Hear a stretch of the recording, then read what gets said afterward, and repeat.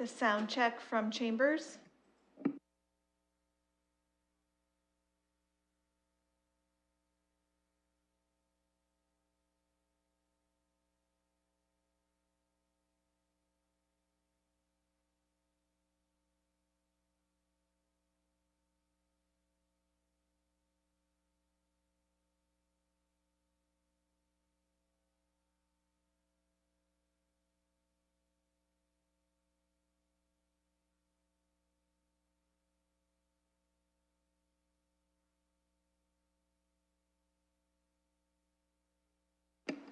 Sound check from Chambers. We can hear you, Barb. Thank you. Thank you.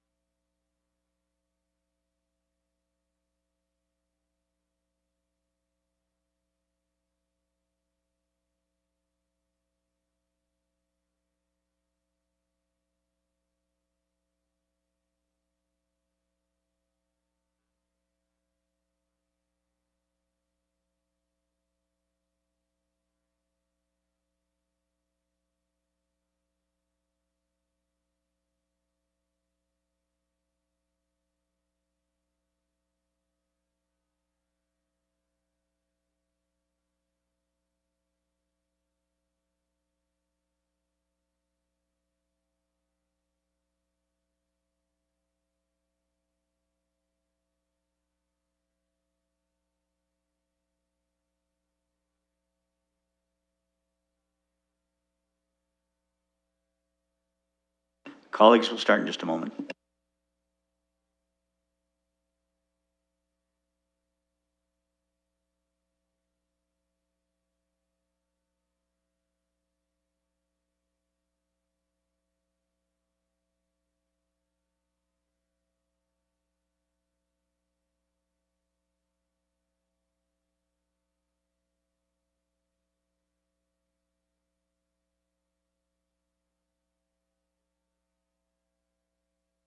Colleagues, I'll ask screens on, please.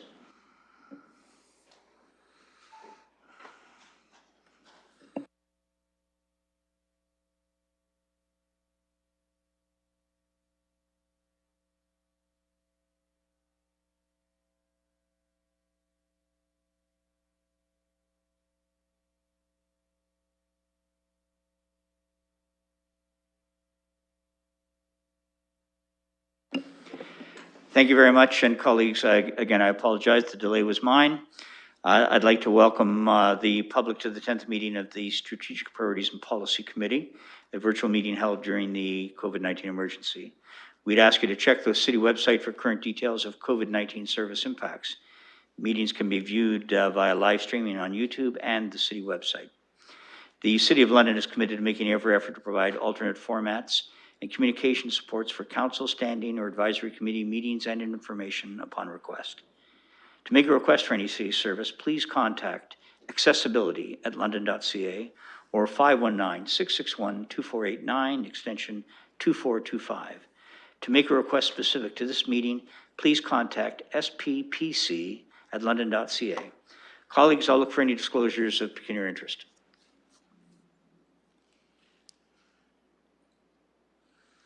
I see a hand up, but I think that hand up has been there for a little bit. I wonder if that thank you. Yep, my bad. Thanks, Councillor Saleh.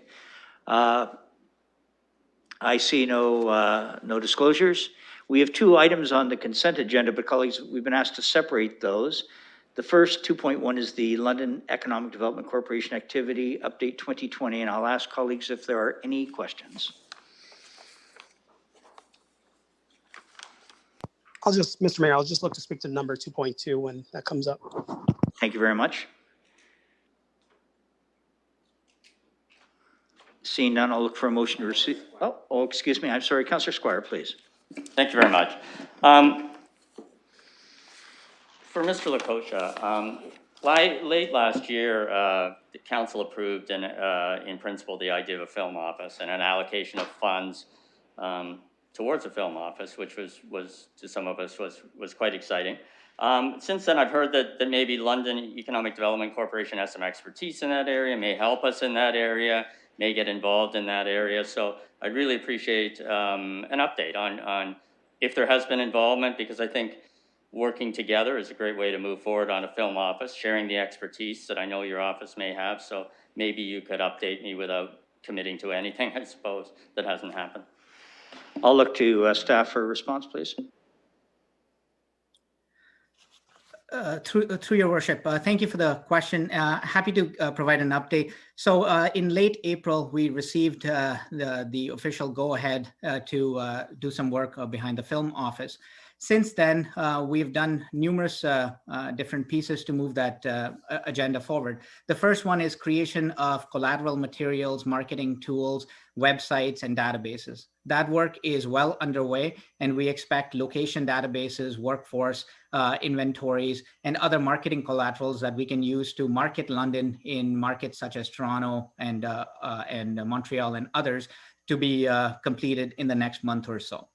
In addition to that, we've had business development efforts underway to attract new productions to London. Happy to update you that we have had 5 productions secured so far. They have committed to shooting in London and are in different stages of securing their production locations.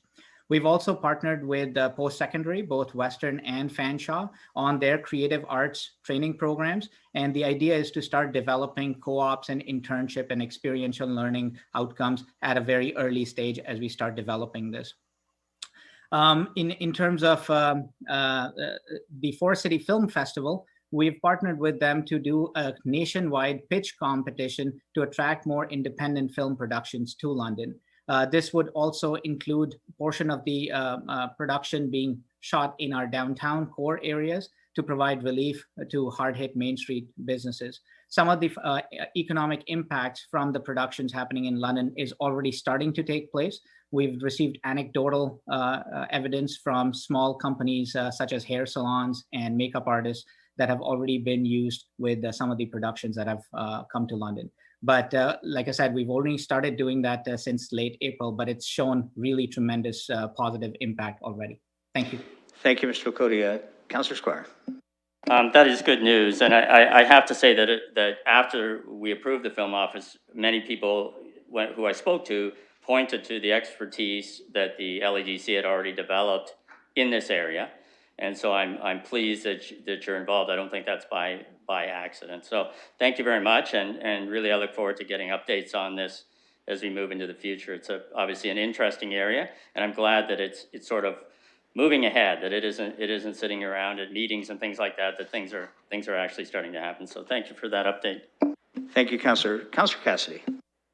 Thank you, Your Worship, and I'm glad that Councillor Squire brought up the film office is just one part of what LEDC is doing. And I know as a member of Corporate Services Committee, we're probably the first committee that sees the results of the work of the LEDC, because we get the first notice when there's a sale of the industrial land that's held by the City of London.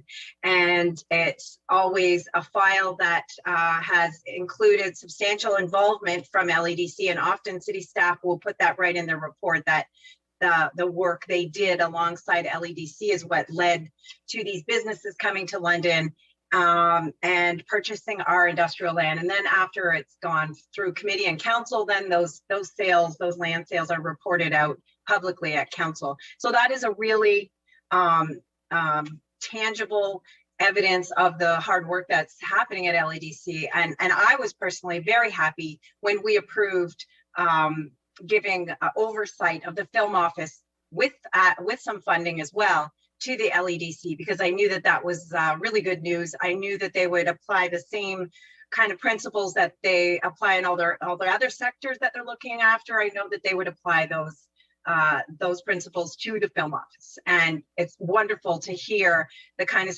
early successes that they're having there. So looking forward to more great work from LEDC. I also want to comment that this report is probably the most comprehensive and detailed with metrics and actual real data from any of the agencies that we fund. So, and that's always been the case with LEDC, and looking forward to getting more of this kind of data and information from them. So thank you to you, Mr. Mayor. Thank you very much, Councillor. Any other comments or questions? Seeing none, I'll look for a motion to receive the report with our thanks to Mr. Lacotia, moved by Councillor Cassidy, seconded by Councillor Hopkins. Thank you. We'll call the question.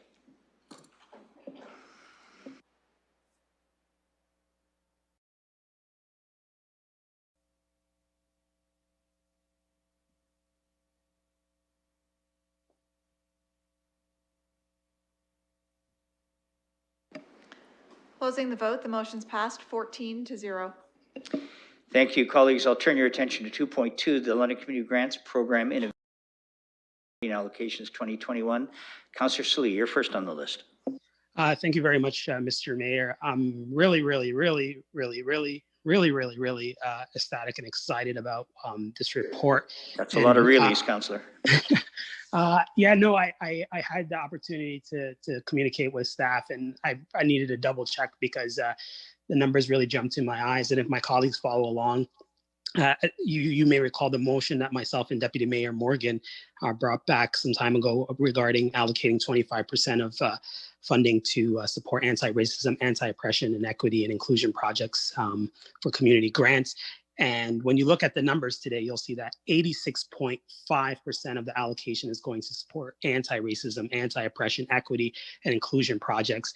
And actually 5 out of the 8 projects and organizations have never received funding from the City of London. So this is a job well done all across. I want to thank Deputy Manager Smith, City Manager Livingston, and all the people involved in this process. I think it worked out phenomenal, and I really want to thank Council as well for helping driving this to make this a reality, because this is a win for every Londoner, and this is the win that we really, really needed in these times. So I really mean it when I say thank you very much, and I'll move the motion.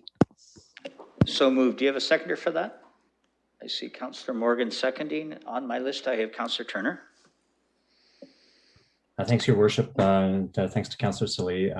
Yeah, in the beginning, when this came up in terms of the allocation, I had concerns mostly because I was worried that there might be some exclusions from those who had previously received funding, and that might be kind of pushed out a little bit.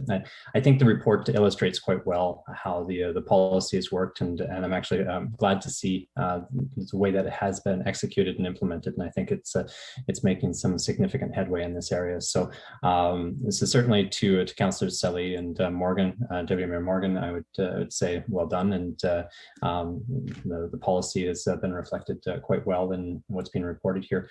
My question would be for staff. One of the things that's happened here is we see the categories: building a sustainable city, strengthening our community, growing our economy, creating a safe London for women and girls, and the anti-racism and oppression, equity and inclusion projects.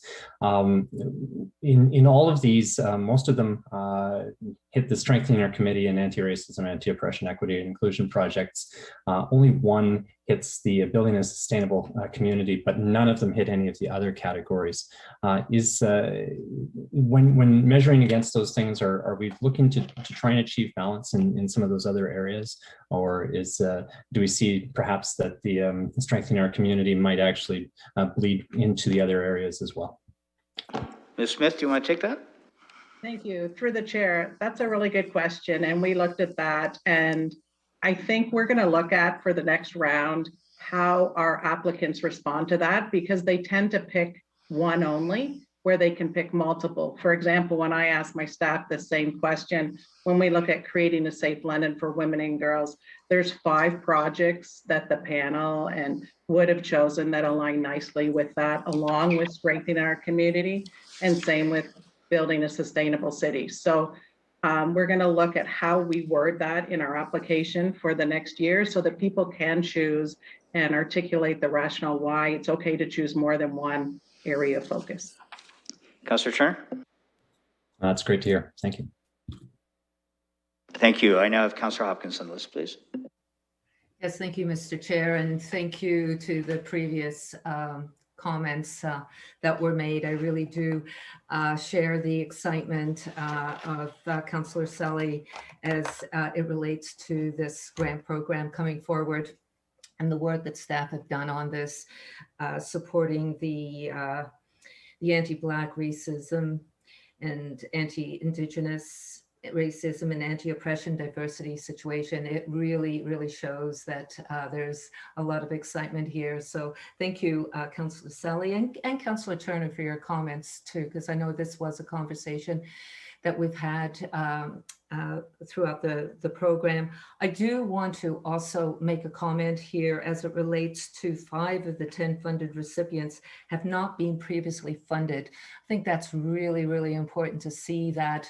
I know there have been concerns in the community before that we tend to go with one group all the time, but this really shows that we've really opened it up to other groups participating. I'm really pleased to see one of the programs coming forward when it comes to the native tree seed program through Reforest London. That's really important. I don't know, I was really pleasantly surprised to see that, because we know the provincial government is getting out of the business of native seeds, and the importance of keeping that seed, that base to promote the native tree seed program is really important. So great to see that support as well. So thanks again. Thank you. I have Councillor Cassidy next on the list.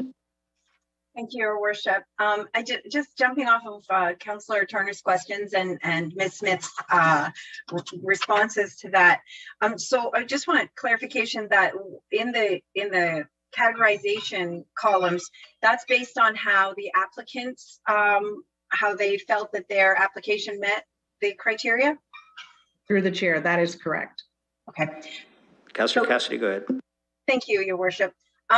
So just want to say, I find that sort of, I think in the budget process as well, we sort of saw that it looked like there was a lack, specifically on the pillar of creating safe London for women and girls, that there seemed to be a lack of items, and some community members brought it up, said no part of the budget or very little of the budget is geared towards that. And I felt it was more of that same idea of not really thoroughly looking deep into the details of that something might meet that criteria as well as another. So I'm wondering, just a comment that staff can take away if they like in the future, perhaps when the grants have been awarded and we have the recipients and we know who they are, maybe staff could do that sort of deeper dive. And, you know, for example, like I see for the Southwest Aboriginal Health Access Center and secure places for children and families to gather and learn. I just looking at that brief description would believe that meets that criteria of creating a safe London for women and girls, as well as Boys and Girls Club, that program as well. So I just thought perhaps, especially as grant applicants learn this process and learn to look what we're looking for, that city staff could sort of provide that information in the report on their own, so that it's a clearer picture of really what targets these grant recipients are hitting. But all in all, excellent report. Really happy to see these awards going out, and I'm hoping for a day when we might expand this program and we see the great work that we are allowing to happen in London through this program. So thank you very much to staff. Thank you, Councillor. Deputy Mayor Morgan. Yes, thank you, Your Worship. I'd like to make a few comments on this as well, and I'll try not to repeat the great comments my colleagues have made.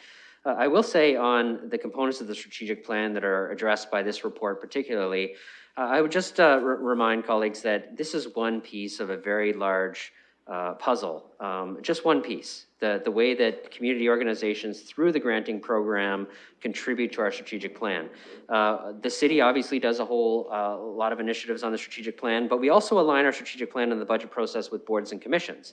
And so what we have is a whole bunch of different organizations who all have different capacities to contribute to the strategic plan in different ways, all doing so. And if we just look at one chart and one report, I think we can miss the bigger picture. We even would, in this chart, miss the multi-year stream of the granting program, which may have covered off some of the other components. So although I think some great comments have been made, I would just remind everybody that this is just one piece of one way that we try to achieve components of our strategic plan.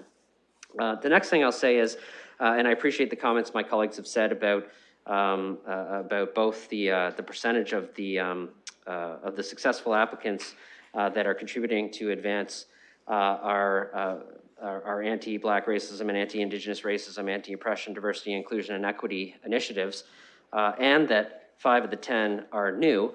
I think it's also important to look at how many applied. And of that, there were 51 applications with requests of almost 3 million. And 23 of those applications were new. In other words, we have established a program here that is drawing in new and interested parties who feel that they can contribute to the city and fulfill the obligations and the commitments of our strategic plan in different ways. And although it is exciting to have new applicants applying, there are existing ones who, with the new focus that has been established, of a minimum of 25% of funding towards the new initiatives. There's also existing applicants who are able to take their existing programs and provide a bit of a refocus on that. And I think that that is good work as well. It's not just bringing in new parties, but allowing those who have applied to the granting program in the past the opportunity to refocus and help achieve and contribute to a council priority. So kudos to them as well, the returning successful applicants who have allowed to a little bit of refocusing on their applications, as well as all the new ones. And to the ones who were not successful this time, obviously there are future years to apply again, and we appreciate all of their interest and all of their energy in trying to assist us in creating a better city for all.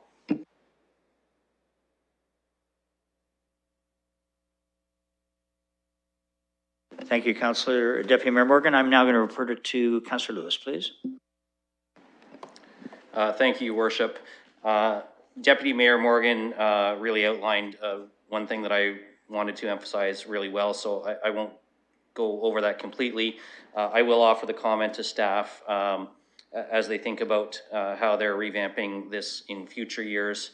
I'm not necessarily going to be excited to see an applicant check 3, 4, or 5 boxes of the strategic plan off if those check marks are there as a very tenuous connection, thinking that somehow that's going to increase the chance of funding, which I've seen happen in other application processes in other previous components of my life. So I won't, I would encourage staff not to be too broad, because too tenuous of a connection actually creates a little bit of a false sense that we're doing something in one area of our strategic plan than others. But I am likewise very excited to see so many new groups being approved here. I don't think it's a good thing when we see the same names on this report year after year after year. I think organizations should have to go out and reinvent how they're doing things. If they're just coming back to us because this is the way that they've always done it, that becomes a problem for me personally in terms of how we're granting things. But I'm also very pleased with what's coming out of this report, because to me, what I see here are a very strong range of people-focused action items, something that's going to make an impact on people's lives. And that's where I think the community grants program should have its strength and focus for the most part. You know, when we talk about, for example, growing our economy, I'm not sure that the community grants program is an area where we should see growing economy checked a lot. I think there's room for private sector partners and other boards, agencies, and commissions to be filling those gaps. Finally, I'll just say, as a matter of courtesy, I'm pretty sure we're restricted to 1 really a month. So since Councillor Salee has used up his quota for the first 6 months of the year, I'll happily loan him 2 of my reallys in the future. Thank you. Any other comments or questions? Thank you. This has been appropriately moved and seconded. We'll call the question.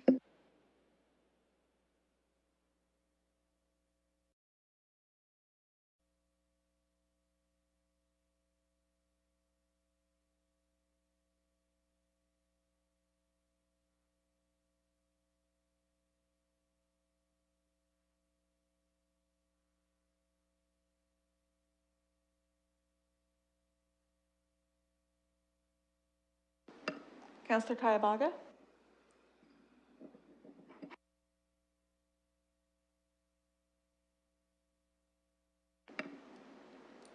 Closing the vote, the motion's passed 14-0. Colleagues, thank you. I'm going to turn your attention to one. The first is Housing Development Corporation, the 2020 Annual General Meeting of the Shareholder Annual Resolutions. First, we're going to hear a presentation from Steve Justizia. If you're ready there, Mr. Justizia, we would invite you to go ahead, please.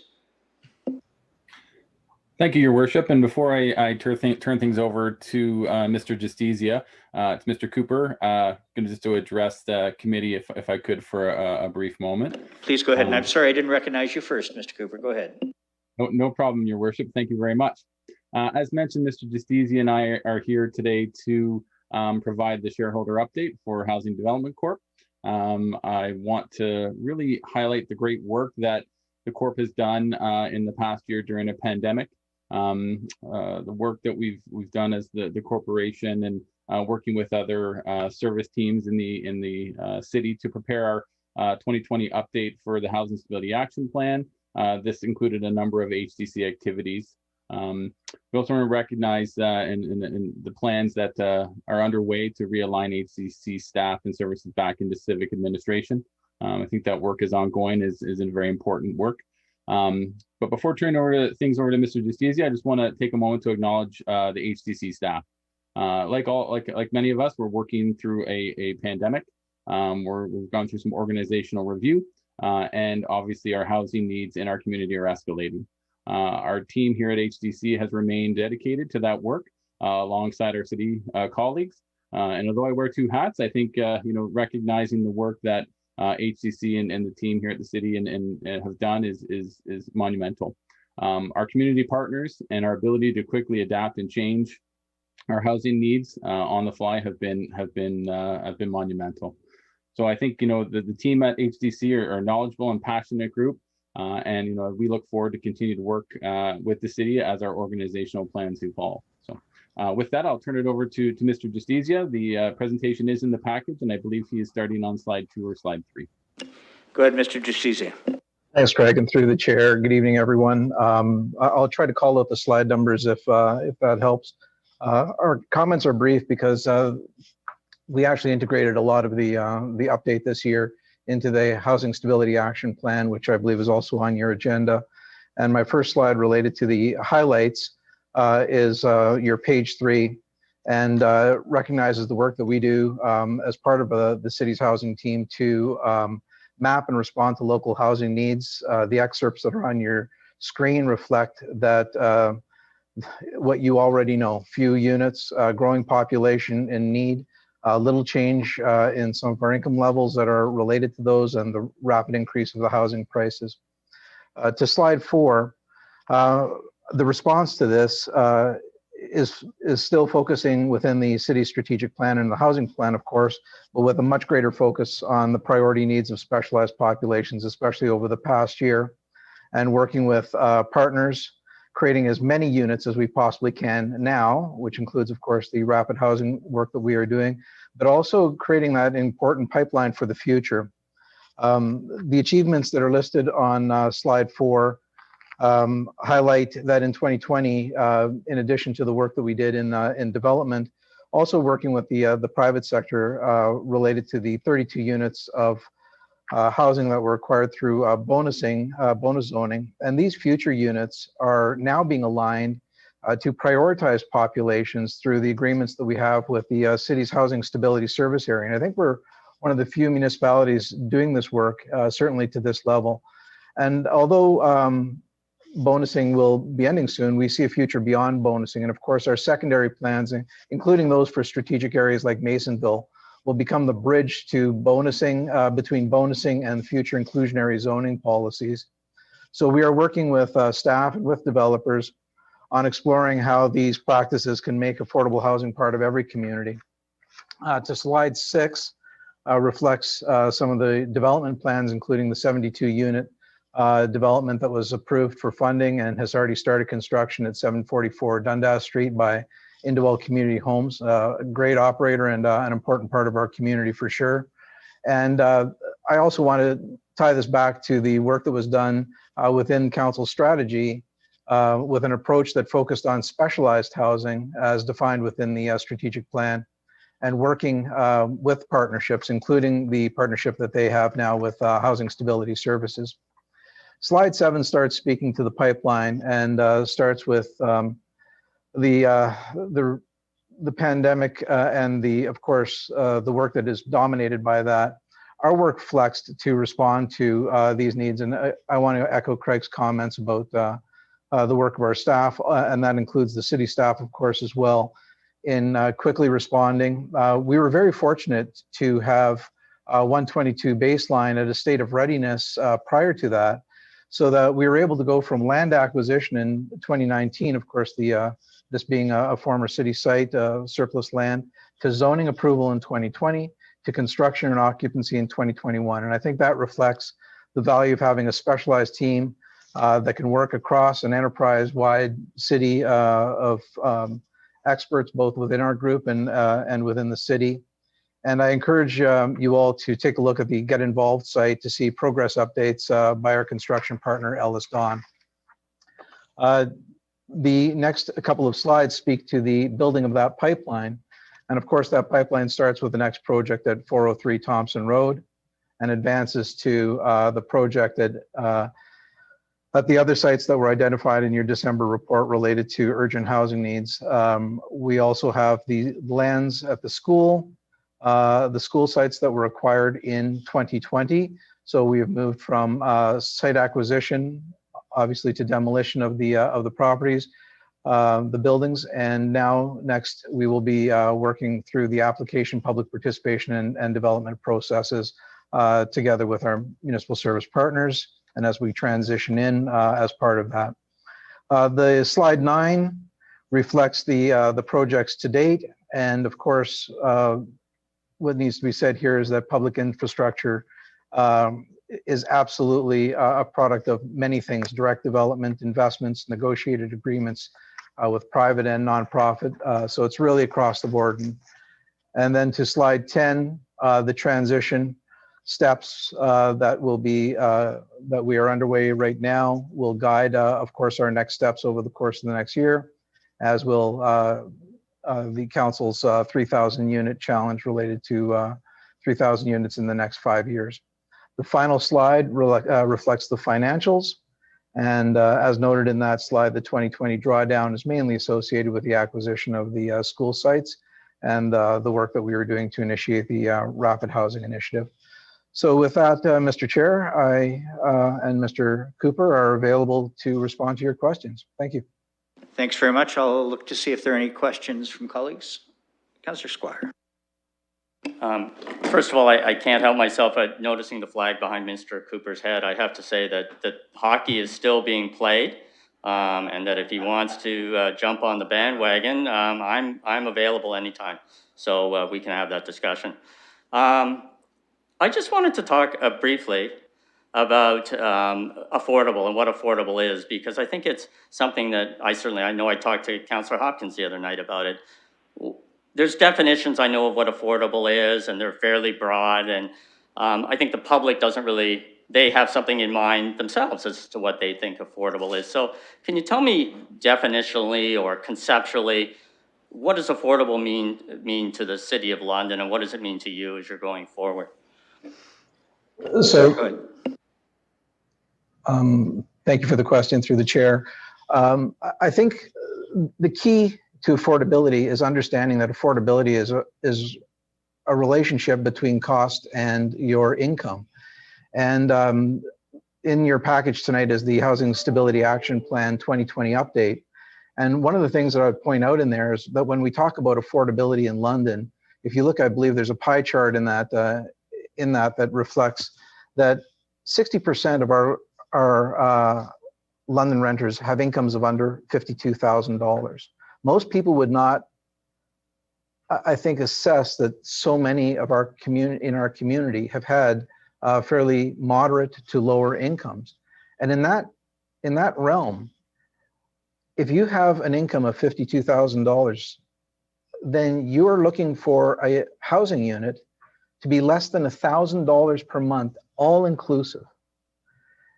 We don't have one-bedroom units available at $1,000 per month. So when we talk about affordable housing, we used to talk about it in the context of the lower income populations. And I think to the councillor's question, right now, affordable housing in that relationship with income means a lot more. It goes, I would say, to those first three sections of the pie chart. Councillor Squire. Thank you for that. That's very helpful. I think it's important that people realize that they understand that all of us need affordable housing. Our kids need affordable housing. It's something that we need everywhere. So to just follow up on that, one of the first planning meetings that I was back on the committee, you had several applications in front of the committee, including one that interested me on Thompson Road. And the reason I was interested is because they were all bachelor apartments, what I would call bachelor apartments. Just one unit, and you stressed how you had found that was something that was really needed in the market, and there was high demand. And actually, people from the community seemed to be perplexed by that also, and they didn't really view that as a positive that a building would have bachelors. So, can you help me why that's a good thing from your point of view to build a building with that very specific type of apartment in it? Absolutely, and through the chair, I think all of council knows that I've been a strong advocate all along for mixed housing and mixed meaning income, family structure, populations. We also advanced within council strategy specialized housing, the need for housing for specific populations where the need existed, and that includes the work that's being done by Indwell, for example, which also has a predominance of the same kind of unit. In Thompson Road, this was part of the three projects that we put forward as part of the Rapid Housing Initiative and the urgent housing needs in London. So these are really identifying a very specific part of our community. Within that, there will still be mix. So there will still be a mix of populations. There will still be a mix of levels of support. But the need is so big related to one bedroom and bachelor units that in our work with the Housing Stability Services and Mr. Cooper in his other role, this was an absolute need for our community right now. Councillor? And just to finish off, one of the things I noticed, and this is why words are important, I think, and one of the things that I think jarred us a bit when we were hearing that application was the constant use of the word low-income housing, low-income housing, low-income housing as a negative. And I guess just finishing off, I'd like to say that if a person has a low income, that's a product of many things, and it's certainly not a product of not being a good member of society and a member of London and a need for housing. So I know those applications were actually a little rougher than I thought they would be in terms of approval, but I was happy in the end to get them through, and I was happy that as a council we stood behind that concept of housing for everyone, regardless of that income range that they fall in. So thanks for your work. Thank you. Other comments or questions?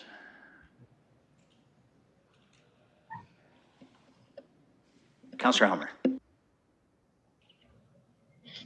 Thank you. I wanted to ask through the chair just about the units that are being achieved through bonusing. I know that that's a relatively new area, and it's great to see that there's been 32 units that have come that way. I just wonder about the time that it takes to sort of be able to use those units, because we've had different approaches for different planning applications. Sometimes the building has to be constructed before the units are available. Sometimes the units are actually provided in some other property that the same owner owns. And I just wonder what you're seeing in terms of how quickly those units that are achieved through bonusing are actually hitting the market, just based on what you've seen so far. Mr. Justicia. Through you, Mr. Chair. The units that are advanced through bonusing are being advanced at a very early time in the development cycle. They are being advanced at the time where zoning permissions are being sought. So given that there is a natural time between zoning permissions and completed construction. So to answer the councillor's question first, that duration of time could be minimum generally 3 years, depending on what you're talking, 2 to 3 years. So we don't have the units coming on. Because of that, we recognize that there was also an opportunity where if a developer is advancing to units quickly. Now the bonus is always ascribed to the land. It is part of the zoning permissions on those lands. But there are mechanisms to be able to have secondary agreements that transition those bonus units to other available units. And because the bonusing discussions are, they're discussions. They're discussions more than they are negotiations, because our development community has been very active participants in what you've seen come before you at Planning Committee. I say that because there's often opportunities to seek out other ways of getting access to units.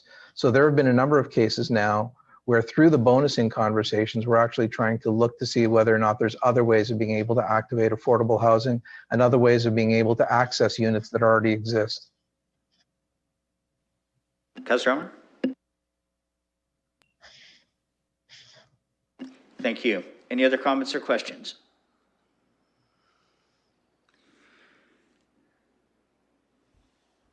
Councillor Van Holst.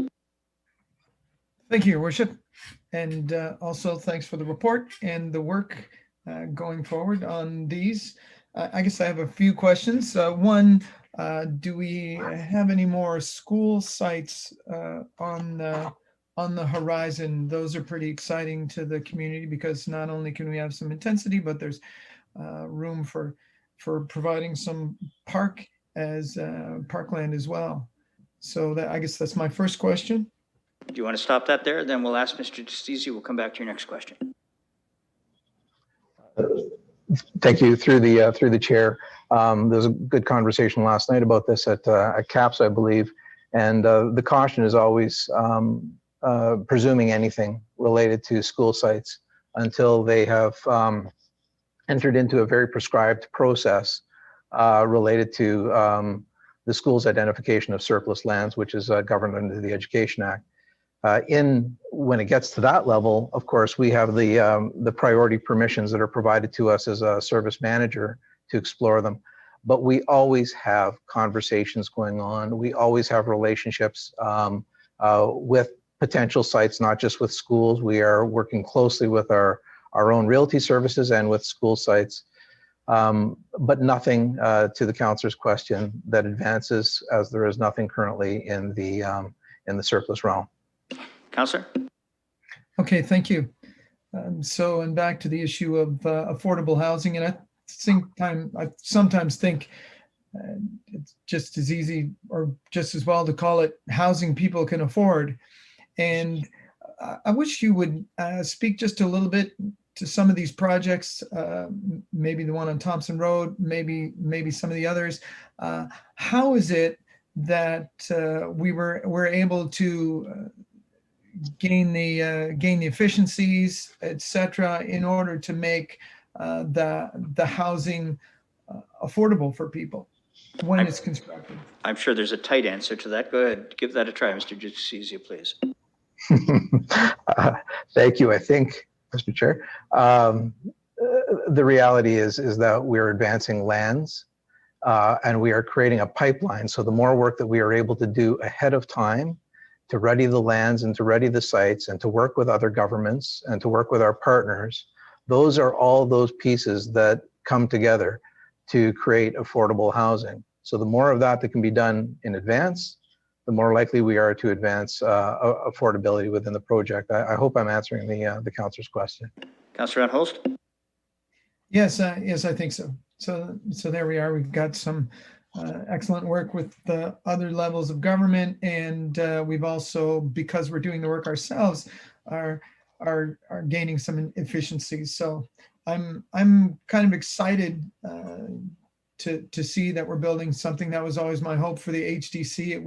It facilitated many affordable units, but I think when we initially envisioned it, we saw it as a corporation that would actually build some things as well.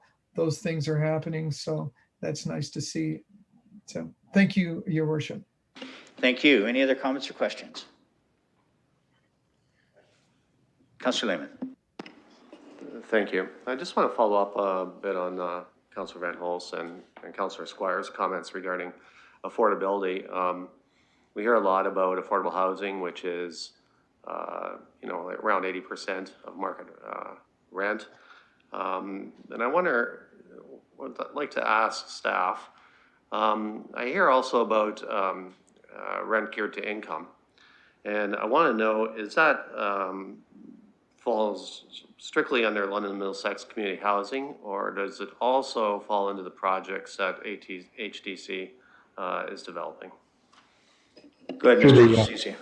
Yeah, so through the chair, when you're talking about rent geared to income, it's actually a specific term that refers to regulated projects that we generally call social housing. 3,300 roughly of those units are within London Middlesex Housing Corporation. The balance of roughly the 8,000 of those units across London and Middlesex are with 63 other providers who, like London Middlesex Community Housing, deliver those units within a very prescribed approach within regulation. Their access to those units is done through the social housing wait list.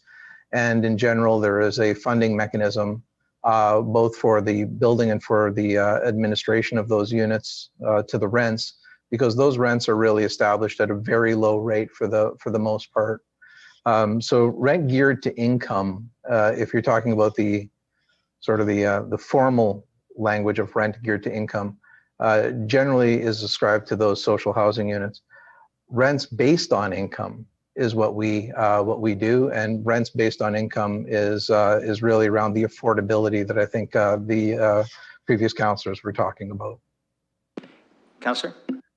Thank you. You know, I think, you know, saving 20% of rent certainly goes to, you know, the bigger picture of affordability in London. However, I'm just thinking right now of our most vulnerable and how they get a roof over their head, and, you know, 20% reduction in rent, I don't think is cutting it. So I just wanted to clarify that, make sure that those questions, I'll bring that up when we discuss this with London Middlesex Community Housing later today. But before you got off the stage, I wanted to just make sure that you could comment on that. So thank you. Thank you. Any other comments or questions? So colleagues, we do have a motion in here, which is on page 33 of your package, that on the recommendation of the city manager, the independent auditor's report of KPMG for the shareholder of Housing Development Corporation dated December 31, 2021 be received. Do I have a mover, please? Councillor Squires, seconded by Councillor Hopkins. Thank you. Any comments or questions? Then let's call the question.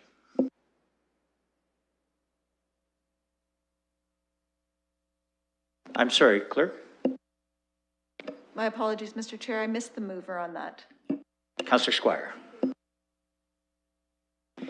And notwithstanding, as we're about to vote, I do want to acknowledge Mr. Cooper and Mr. Justicius for their presentation. And Mr. Cooper, dreams spring eternal. We'll see how the Canadians do. There we are. No way. Go ahead, clerk. Thank you, Mr. Chair. We've rolled all of the recommendations into one. If the mover and seconder are comfortable with that, then we can just do one motion for all of the HDC matters. Mover is comfortable. Seconder, are you comfortable? I have two yeses there, clerk. So we now can call the question. Thank you.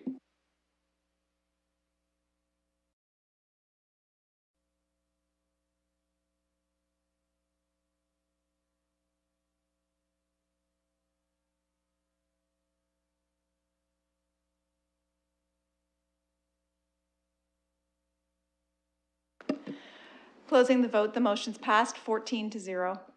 Thank you again. We appreciate the presentation. Now, colleagues, in front of us from London Hydro, the 2020 annual general meeting of the shareholder, annual resolutions, and we have a presentation. I believe we are joined by the chair, Mr. Valenti, and the CEO, Mr. Sharma. Are you there? Thank you, Your Worship. Yes, it's Gabe Valenti here, and Dr. Sharma's with us as well. Go ahead, please. Thank you. So thank you, Your Worship, and council members for the opportunity to present today. Vinay and I are in attendance, the rest of the board viewing. You've been provided with our advanced 2020 summary slide deck, our annual report, and our 2020 report on progress. So in the interest of time, I guess rather than walk right through the entire presentation, I'll limit my comments to a brief summary to allow for questions afterwards for Vinay and myself. So let me begin with saying that certainly despite the unprecedented pandemic challenges that London Hydro has faced this year, as we all have, we continue to manage our operations safely and efficiently, and with really an attempt to maintain our service levels to the customers of London Hydro. So all of that was tried. We tried to balance that with ensuring the health and safety of our dedicated employees who were interacting on a regular basis within the community and amongst themselves. And I'm happy to say that all of our staff and management exceeded all of our expectations. So thank you to them. I guess fortunately, 2020 marked another year of fairly strong financial performance and industry leadership for London Hydro. We focused on a continued focus on prudent capital investment and reinvestment. We spent about $44 million in critical capital infrastructure, really to maintain longevity its safety, reliability, and efficiency. We continue to focus on those strategic investments for London Hydro and the community at large. Our total asset base grew in 2020 to $515 million, with net asset and shareholder value growth of about 7% year over year. We earned a competitive normalized rate of return on equity of about 6%, and we managed to provide the city with a sustained annual dividend of $5 million once again. So we're pleased to do that. We also continued to care for our customers by maintaining costs and rates in the lowest quartile among Ontario utilities. In fact, it's important to note London Hydro had the second lowest cost of service per customer among comparable utilities in the province. So we're very proud to be able to manage our costs for our customers. This was all accomplished, honestly, while we continued to try to maintain, the high quality and reliability of service levels to the community and what they've grown accustomed to. And those efforts, I'm pleased to say, earned us a 93% customer satisfaction rating from our residential and small business customers. So we've really tried to engage with them, understand their needs, and react to those appropriately. We also continue to service our customers with innovative and award-winning tools to streamline our customer service delivery and response. And we've been trying to assist them really proactively in managing their own energy costs. So trying to fulfill and provide tools for them to be proactive in their power management. So in addition to that, as you all know, in February of this year, the council voted for implementation of a new structure to capitalize on potential new green button and related opportunities. We met with civic administration in March. At Hydro, we've developed a draft roadmap for implementation on how that process could move forward. And we've got plans to meet with administration again in mid-July to work towards some joint recommendations to council.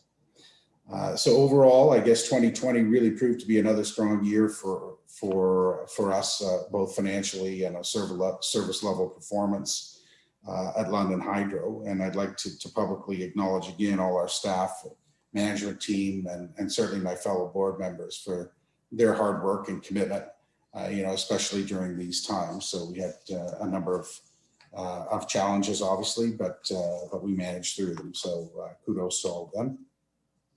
At this time also, Your Worship, I'd like to publicly acknowledge the 15 years of service to the board of London Hydro by Marilyn Sinclair.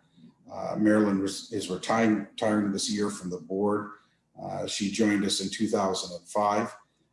During that time, most of those years, she led the Corporate Governance and Risk Management Committee so well. She served us with her insights in HR matters and marketing, and brought to the table her extensive corporate governance acumen. So Marilyn had graciously continued to serve on the board these last few years to ensure appropriate experience and transition when we had our significant board turnover. So we really want to thank Marilyn for her years of service, not only to London Hydro, but to the management team, to the employees, and certainly the community of London. She's going to be missed around the table. Her collaborative approach is always refreshing, always insightful and prepared. So we wish Marilyn the best, and we thank you for her service. So, Your Worship, really that kind of concludes my brief overview of the presentation, just to highlight what was in the slide deck. And certainly Vinay are here, and I are here to answer any questions that you may have. Thanks very much.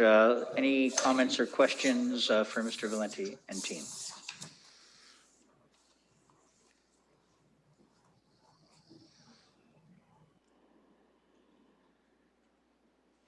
Councillor Helmer. Thank you. Appreciate the report very much. A very difficult year for a lot of businesses, and I'm glad to see that London Hydro has managed through. That seems to be very well. My question is about the note you have in the financials about the swap agreements and the interest expense. And I wonder if you could just speak, either you or perhaps Vinay, about what's going on there. It doesn't look, if I'm reading the financial statements, the report correctly, it doesn't look like a huge problem right now, but it was a bit alarming when I read it without the notes and the explanation. And after you've maybe explained what's going on, I may have a follow-up. Mr. Valenti? Sure. I'll actually, Vinay, if you want to speak to that first, I'm. Go ahead, Okay, Mr. Mr. Chair. Sharma. Thank you. Through your worship, Mayor. Good question. We all get confused when we read about swap agreement in the financial statements. They're very confusing. But the simple fact of the matter is one of our long-term loan is coming to an end June 2022.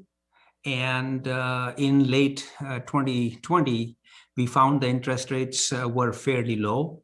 And we decided as a strategy to capitalize on that so that we can replace the swap that is coming to mature in 22 June and replace it with a low interest rate. So I believe all in on the swap that we have currently with Royal Bank, which is coming to mature on June 2022, is at 2.62%. And this swap that we have arranged is 1.89%. So quite a significant savings for our customers because this cost our customers at the end of the day. So that's what we have done. And what you see right now in the financial statements is unrealized loss, which really reflects the higher interest loan that we have with the bank that is coming to mature in June 2022. The one that is low interest loan is going to change that unrealized loss to unrealized gain because our interest rates are now, as you know, are going up. On swap, we have a locked in low interest rate. So that is what we have done. It could be confusing and it'll remain confusing actually next year even more when you see our 2021 financial statements. Councilor Elmer? Thank you very much. I appreciate the explanation. It does help clarify what's going on. Thank you. Thank you. Any other comments or questions for our guests? Thank you very much, Mr. Valenti and Mr. Sharma. By the way, I'd like to echo Gabe's comments with respect to Marilyn Sinclair's work. I've had the privilege of working with her in other capacities, and I know she brings tremendous commitment to all the work she does. Councillor Van Holst, is your hand up? Yes, thank you, Your Worship. And I also wanted to take the opportunity to thank my colleagues on the board and our CEO, Mr. Sharma. The work done at London Hydro is excellent. London's infrastructure is becoming more and more solid every year and more robust. And I think London's served very, very well by the work that's done by London Hydro. I also want to thank Marilyn Sinclair for her work on the board. It's been wonderful working with her. So that's, I'm sorry to see her go, but she's enjoying her retirement now. She's served the city in a number of capacities. I guess I also, if it's appropriate, Your Worship, would be happy to move the items that are here. I would also hope to renew the appointment of Mr. Andrew Rymack, whose third class category is coming up for renewal. So I'd like to move that. And then with respect to the to number F, looking at the applications, I hope that would leave us looking to interview for one member. And I'm hoping we could, I hope we can do interviews. I think that's an important thing. We've done that in the past every time. Perhaps we could come up with a list of perhaps 4 people that we could interview then make that decision as a recommendation from the CSC committee, who usually performs those interviews. So that's what I would hope to do. So that would mean, to be clear, Councillor, that the terms of reference, which would include the applications currently received, as well as those who might respond, be considered at a future CSC meeting. Is that correct? Yes. So I think we have in the past done interviews. I think that's an appropriate thing, and we've often created a short list, and I think we have a procedure for doing that. So that would be my suggestion at this time. Thank you. And with the terms of reference, obviously, to be established at CSC or based on precedent or whatever CSC determines. Do you have a seconder for that?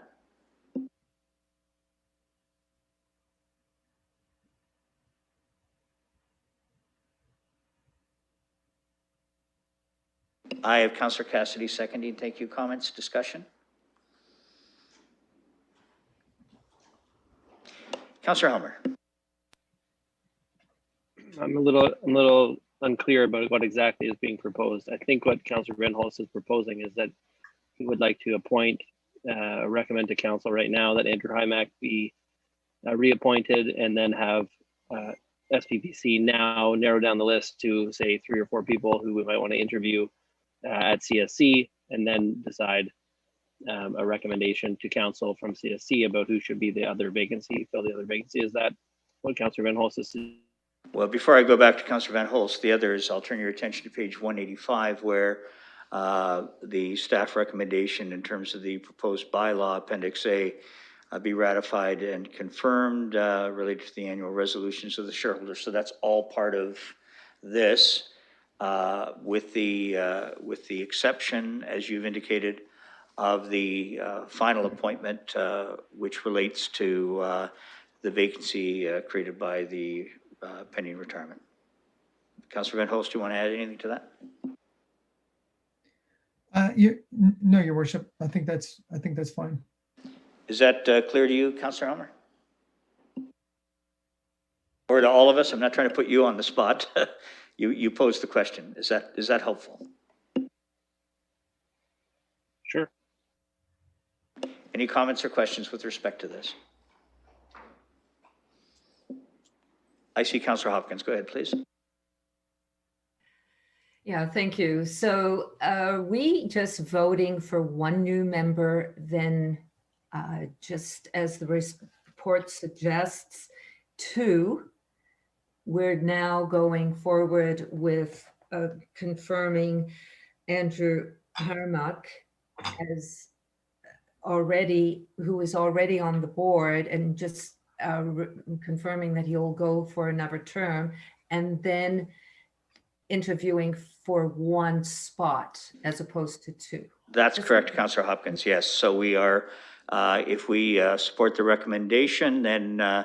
Rymack would be reappointed to the 3rd category, and we would be putting in place a process to select the final individual for the board. Councillor Hopkins? I think you said you're good. Okay.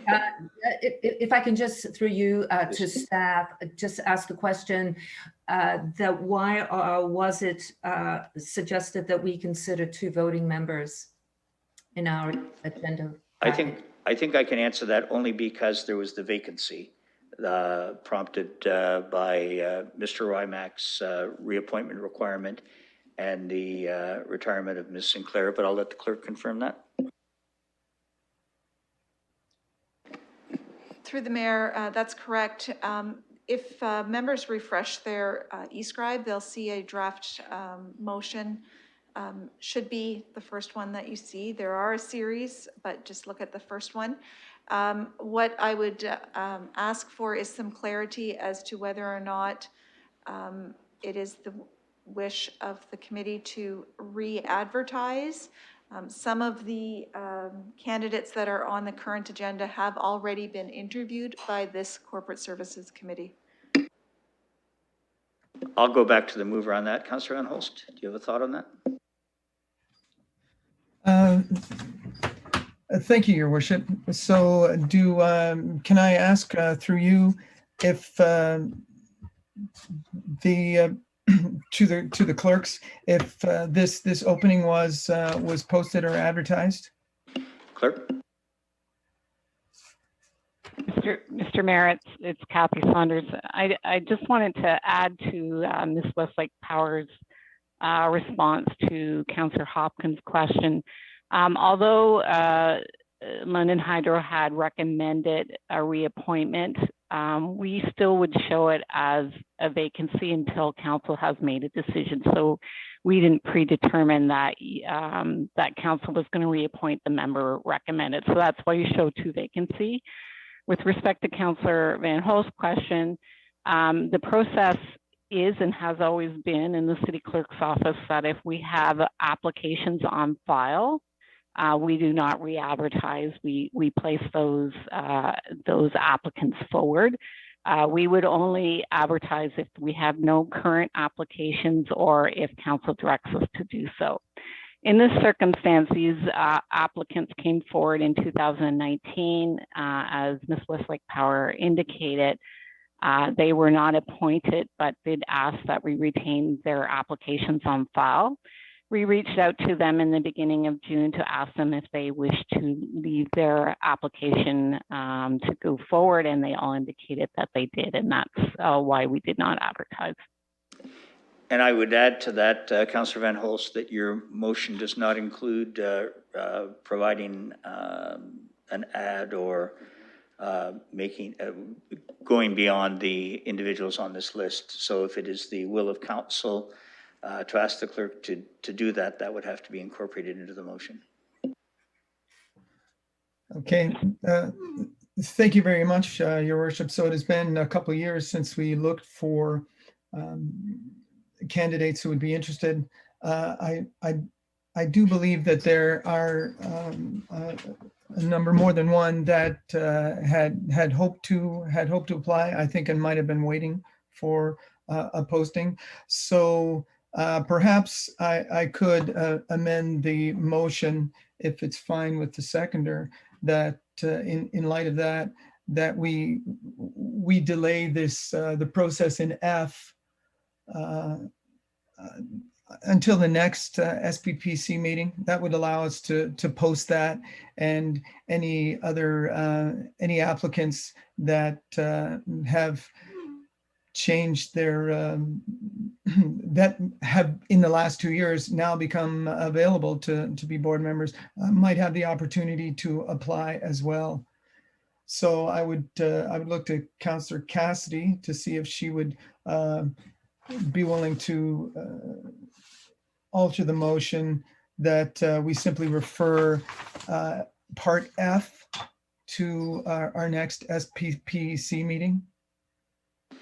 Councillor Cassidy, go ahead. I'm not sure if I'm looking at the right motion. The one that I see F is that the following be appointed to the London Hydro Board of Directors, and that would be Andrew Rymack. So is that the part that the mover wants to refer, or did he want to add an item that says advertise for the final vacancy? Let me add some clarity to that, first by going to the clerk.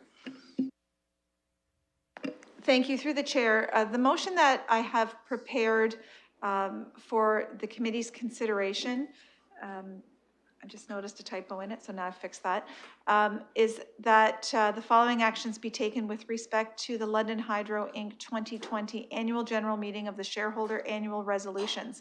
Part A, the bylaw appended to the staff report dated June 23rd, 2021.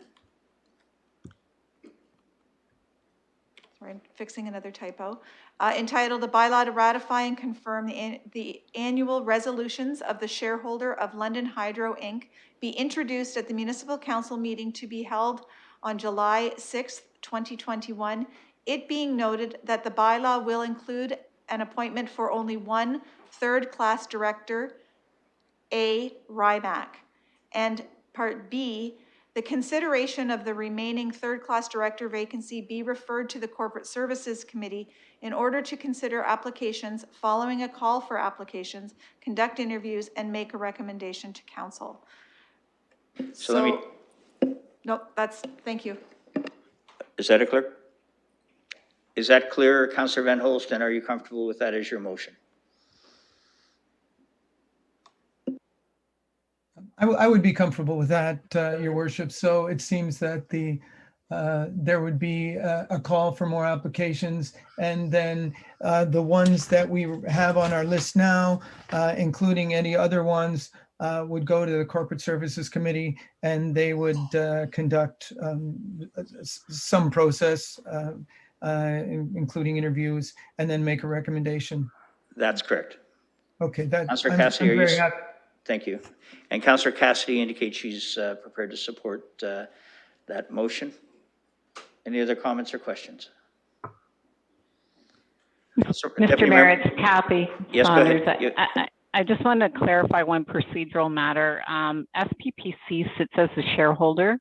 So ultimately, the recommendation would, if Corporate Services undertaking the interviews and making a recommendation, they would make a recommendation to council, and then it would have to ultimately go back to SPPC because SPPC is the shareholder.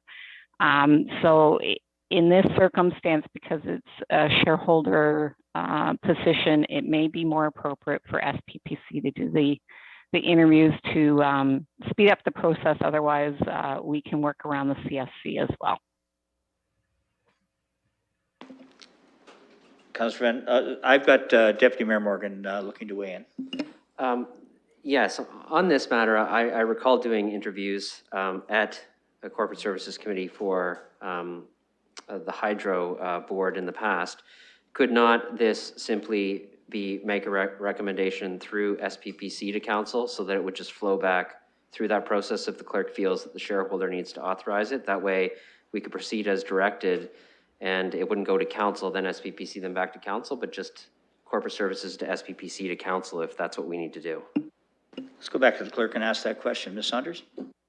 Yes, Mr. Mayor, that would work as well. So Corporate Services could make a recommendation to submit the nominee to the next SPPC meeting. And we could go that way. There may be a council meeting not held in between, but we have had to do that before under circumstances, so we can make it work. Thank you for that. I'll look to the clerk for just some final wording on that. Through the chair, it's not posted yet, but I will post it. I have amended Part B to read the consideration of the remaining third-class director vacancy be referred to the Corporate Services Committee in order to consider applications following a call for applications, conduct interviews, and make a recommendation to the Strategic Priorities and Policy Committee as the shareholder. Thank you. So while that's being posted, I'll see if there are any other comments or questions. Deputy Mayor? Yes, just for disclosure to my colleagues, you may recall, you probably don't recall, but when we first appointed Mr. Rymack, I declared a conflict because at the time he held a position at Western University, which was an individual who signed off on the final step of my merit-based salary increase. He no longer holds that position anymore, so I have no conflict on this matter. We hope you carry on with your merit-based increases then, Councillor. Thank you very much. Any other comments or questions? Sir, we're having a little fun here. All right. Just let us know when it's posted, clerk, and we'll be, okay, it is up. Any other, and I'll give you a moment to review that, please, and then we'll call the question.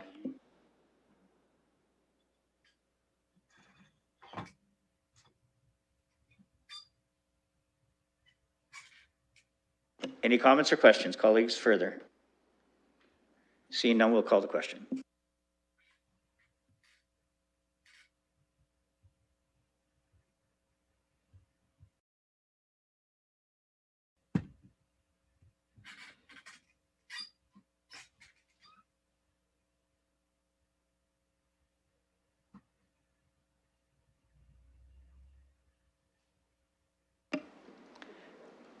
Closing the vote, and the motion is passed 13-0.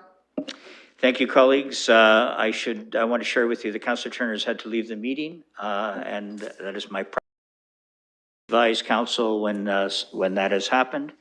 Let me add my thanks again to Mr. Valenti and Mr. Sharma for their presentation. And now I'll turn our attention to 3.3, the London Middlesex Community Housing 2020 Annual General Meeting, and turn it over to the chair, Mr. Yeomans.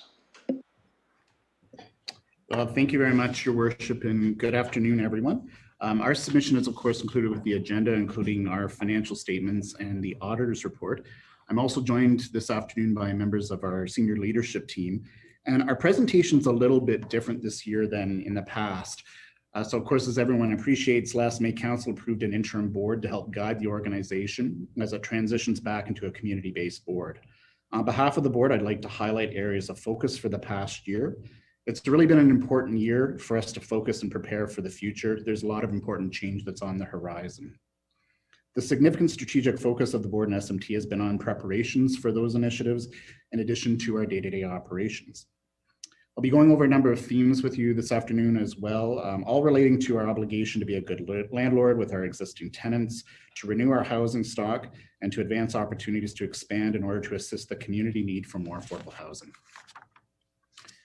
Starting with COVID-19, as a responsive landlord, we made COVID-19 and mitigation a priority for our tenants.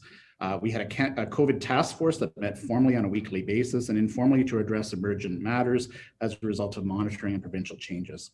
We undertook a number of measures associated with this, including increased cleaning, restrictions and reduced usage of common facilities, a log of exposures and potential and active cases in our buildings where that information was available and appropriate.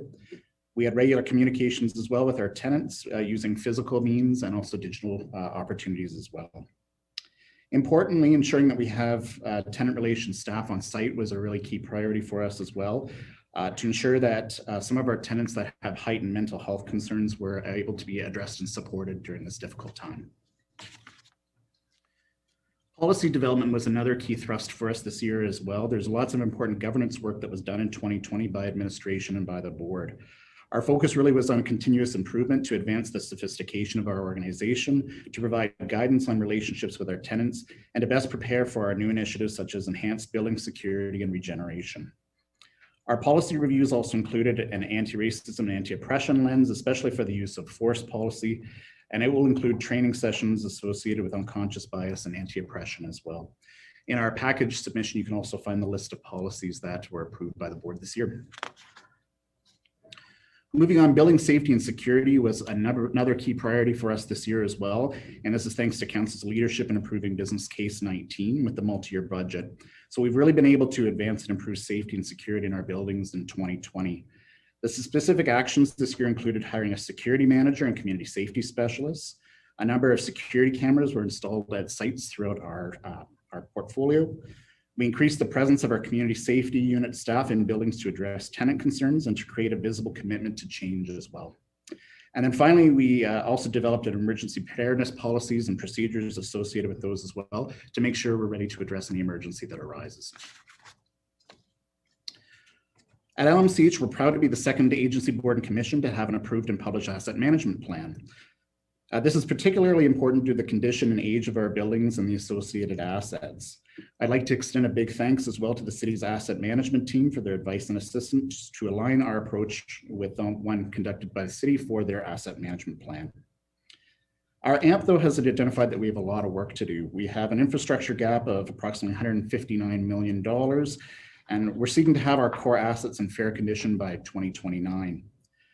Thankfully, this year, though, we've been fortunate to receive $40 million in CMHC funding that will be of great help in making a dent in this infrastructure gap. This has been the result of a lot of hard work in 2020 for the application and preparing for hiring of a dedicated project manager so we can make sure we hit the ground running. After a number of years of discussions, planning, and analysis, 2020 was a big year for LMCH regeneration. In December, the board approved our Southdale property as the first site to take advantages of opportunities for increasing our housing stock. Tenant and community conversations have begun for visioning and for feedback to inform the site concept to identify concerns upfront. This initiative involved a lot of preparation in 20, including the hiring of a dedicated project manager to ensure delivery of the project, the creation of a tenant relocation policy to help guide transitions and displacements during construction. And we're continuing our discussions with the city on our site plan application, and with construction anticipated in the summer of 2022 for our first building, and then phasing out over the next several years. I'm also excited to highlight for the shareholder that new in 2020 was the creation of the organization's first ever Tenant Advisory Council. This is thanks in large part to the hard work of our community engagement team, and the TAC is composed of 13 tenant members.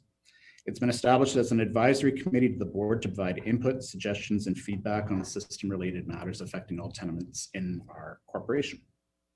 The council meets once a month and is led by 2 tenant co-chairs. And it's a welcome new addition to our organization. I want to thank the members who are contributing their time and experiences to bettering the LMCH.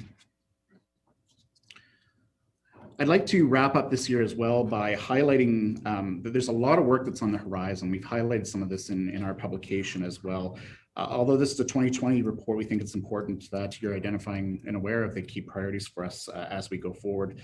This year in particular, we've been really working hard with the Middlesex London Health Unit to establish mobile vaccination clinics in a number of our buildings as well in response to COVID-19. There's of course been the formation of the new community-based board, and we'll be doing improved onboarding and training associated with that as well.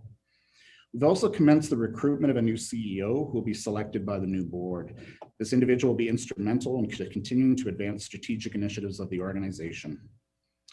And finally, LMCH's strategic plan has now reached its horizon. The new board will be tasked with developing the new plan to position LMCH well for the future. So in closing, I'd like to thank and recognize the hard work of Andrea McKenzie, who stepped into the leadership role of interim CEO last January. Our organization has greatly benefited from Andrea's priority setting skills, experience, and empathy as well. Andrea unfortunately couldn't be with us tonight, but she's taking a well-deserved vacation, and we hope she's having a good evening with that too. So finally, I want to thank you as the shareholder for your support by making housing and your housing priority a priority. And we're happy to answer any questions you might have. Thank you, Mr. Yeoman. I wonder if there are some questions. It appears there are. So we'll start with Councillor Squire. Thank you very much, Mr. Yeoman, for your report. I think the first thing I wanted to say is that certainly when I started as a councillor, I think about 7 years ago, the infrastructure gap and the functioning of LMCH and its future was viewed rather pessimistically, even by the people who were serving on the board through no fault of their own. But when I'm listening to you today, I get a sense that things like the infrastructure gap and the challenges you're facing are being managed. And I think that's very important, certainly to me as a councillor, to know that you're doing that. So I want to thank you and the other staff who served on the board for doing that. I'm interested very much in the Reimagine Southdale, and I'm interested in you letting me know or commenting on how is that project going to be different from what most people recognize an LMCH building being in sort of its present form. Is there going to be something different about it in terms of the mix of residents and those sort of things? Is there something you can help me with today that will provide some positive news, I hope? Mr. Chairman? Through your worship, happy to provide lots of positive news because we're really excited about this initiative. So yes, the council is correct. We're targeting a different mix of housing opportunities as well for this project.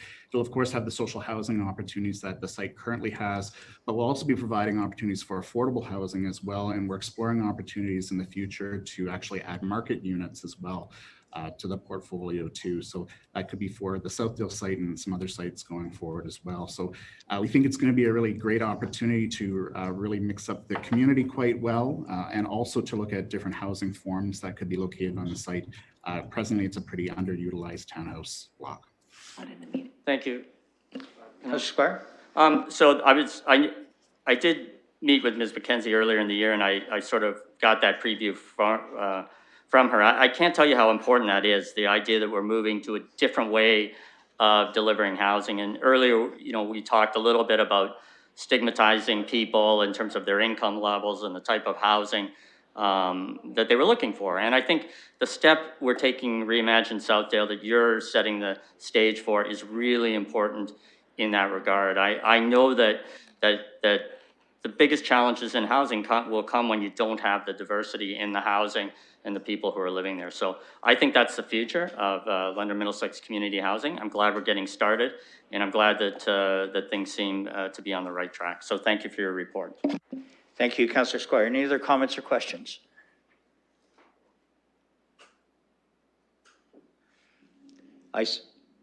Pardon me, Councillor Hopkins, please. Thank you, and thank you, Mr. Yeoman, for the report as well.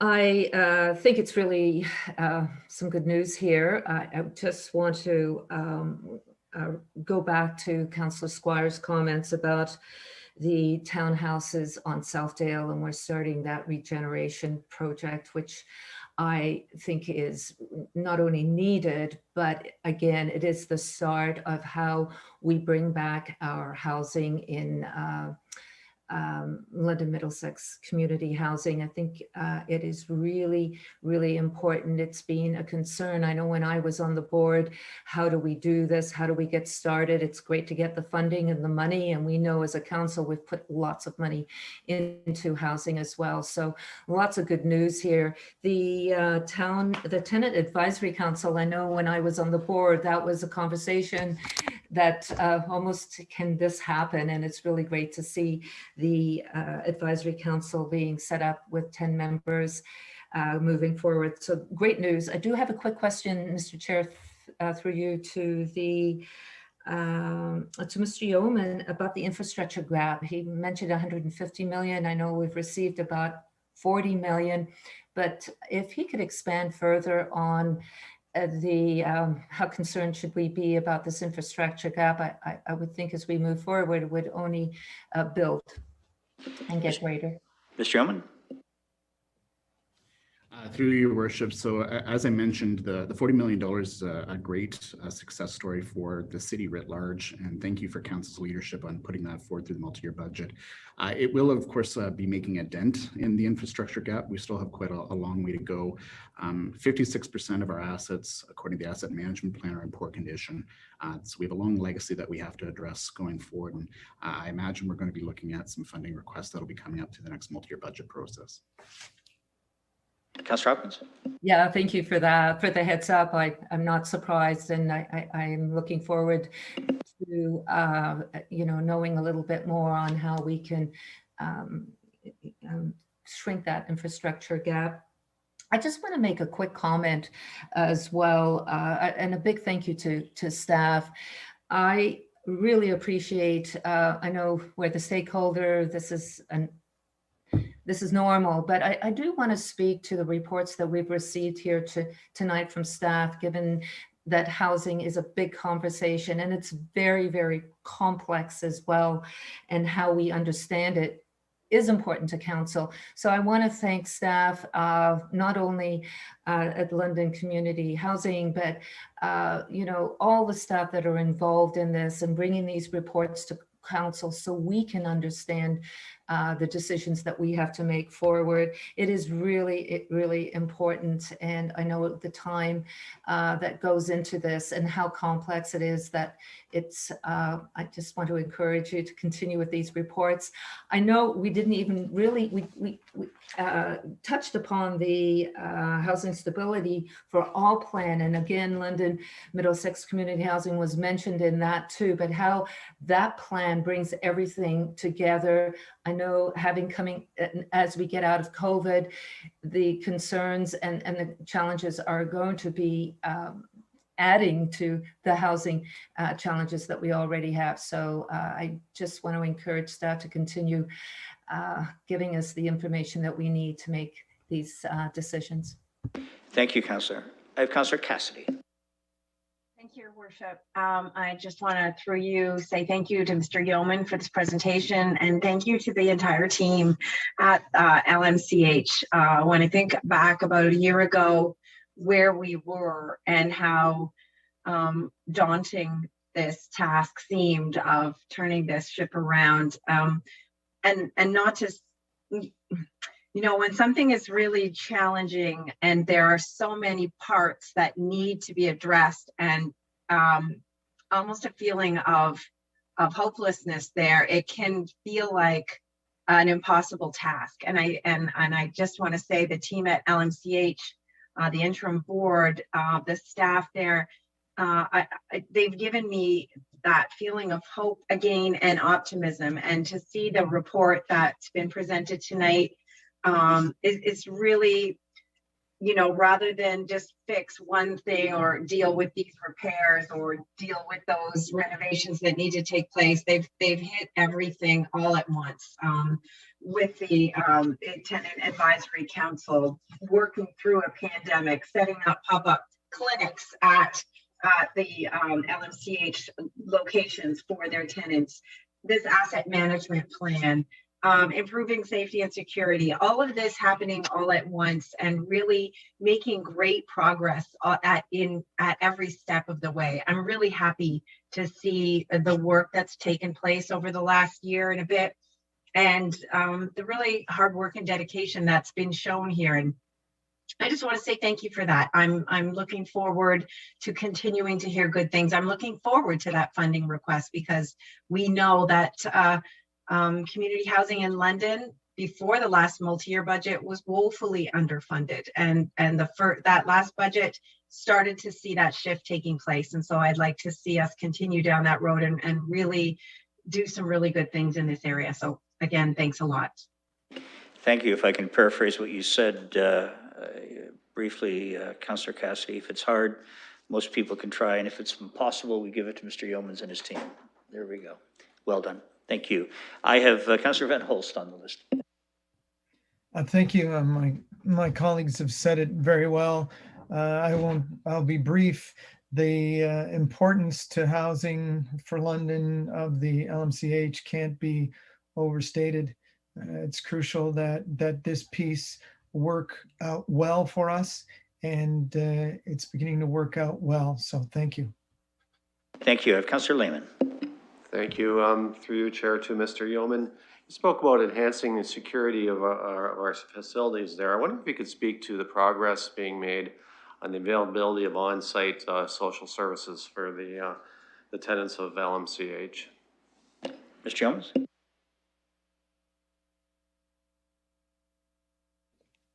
Through your worship, I'm happy to do that. So we've had actually a lot of good success with working with our partners this year. The Canadian Mental Health Association has secured permanent office space at our William, Dundas, and Simcoe locations to provide mental health support, and that's a really great new change. Addiction Services Thames Valley is also securing permanent office space in our locations as well. We've had a lot of good partnerships with the social work program at Fanshawe College this year and the Masters of Social Work students at King's College as well.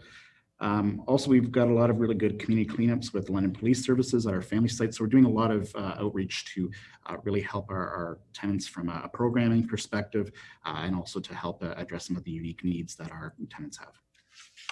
Councillor?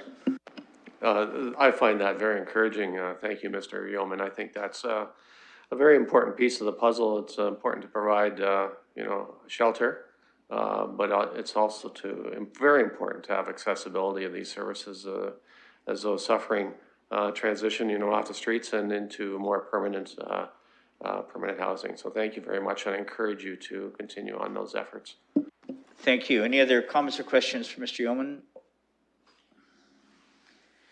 Let me add my thanks, Mr. Yeoman. I appreciate it very much on behalf of council. Oh, I see Councillor Helmer. Go ahead, please.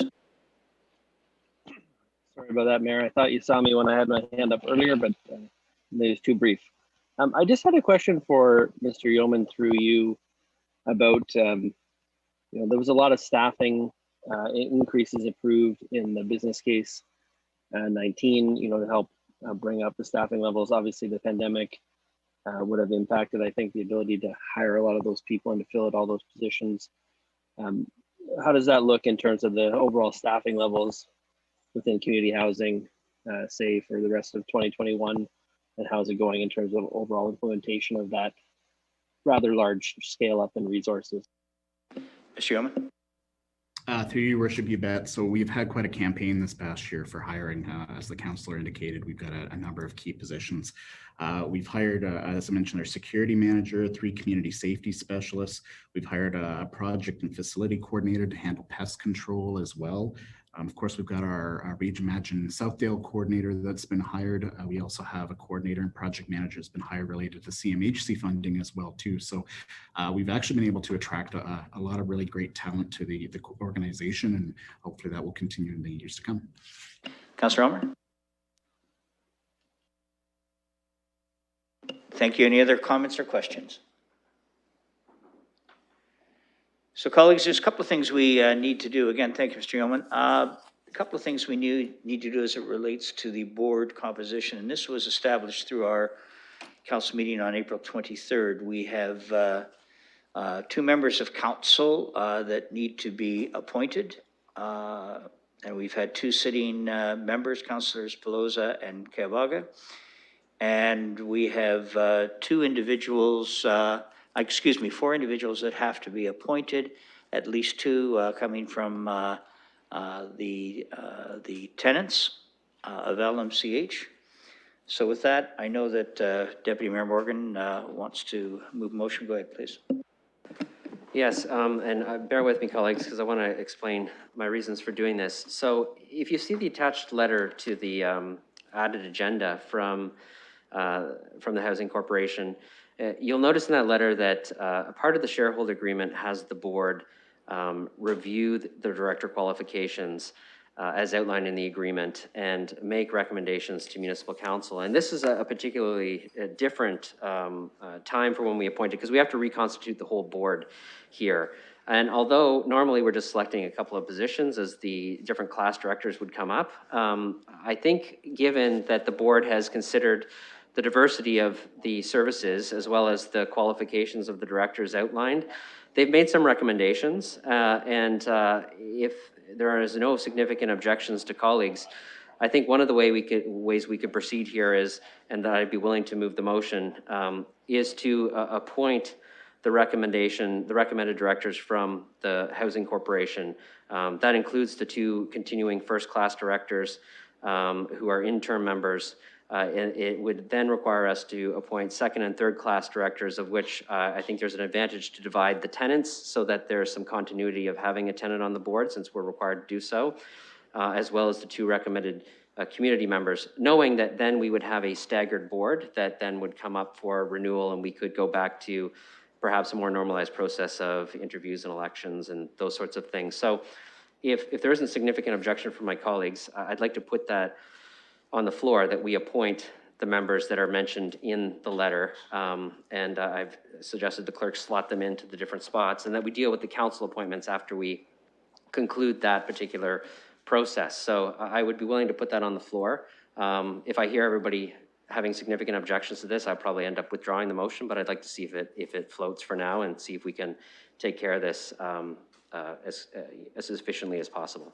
Before I look for a seconder, for the benefit of the public who's watching who may not have access to this letter, the interim members, as referenced by the Deputy Mayor, are Ainsley Anderson and John Milson. And from the community, Shelley Chowns and Gary Bezaire, and tenants, Tammy Brooks and tenant Maria Mano. Do you have a seconder for that? Councillor Lehman, comments or questions?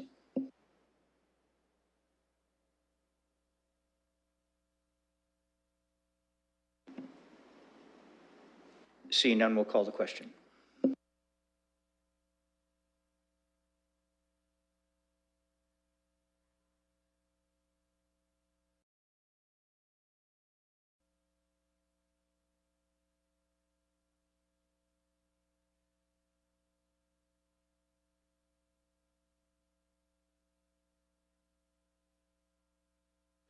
Closing the vote, and that motion is passed 13-0.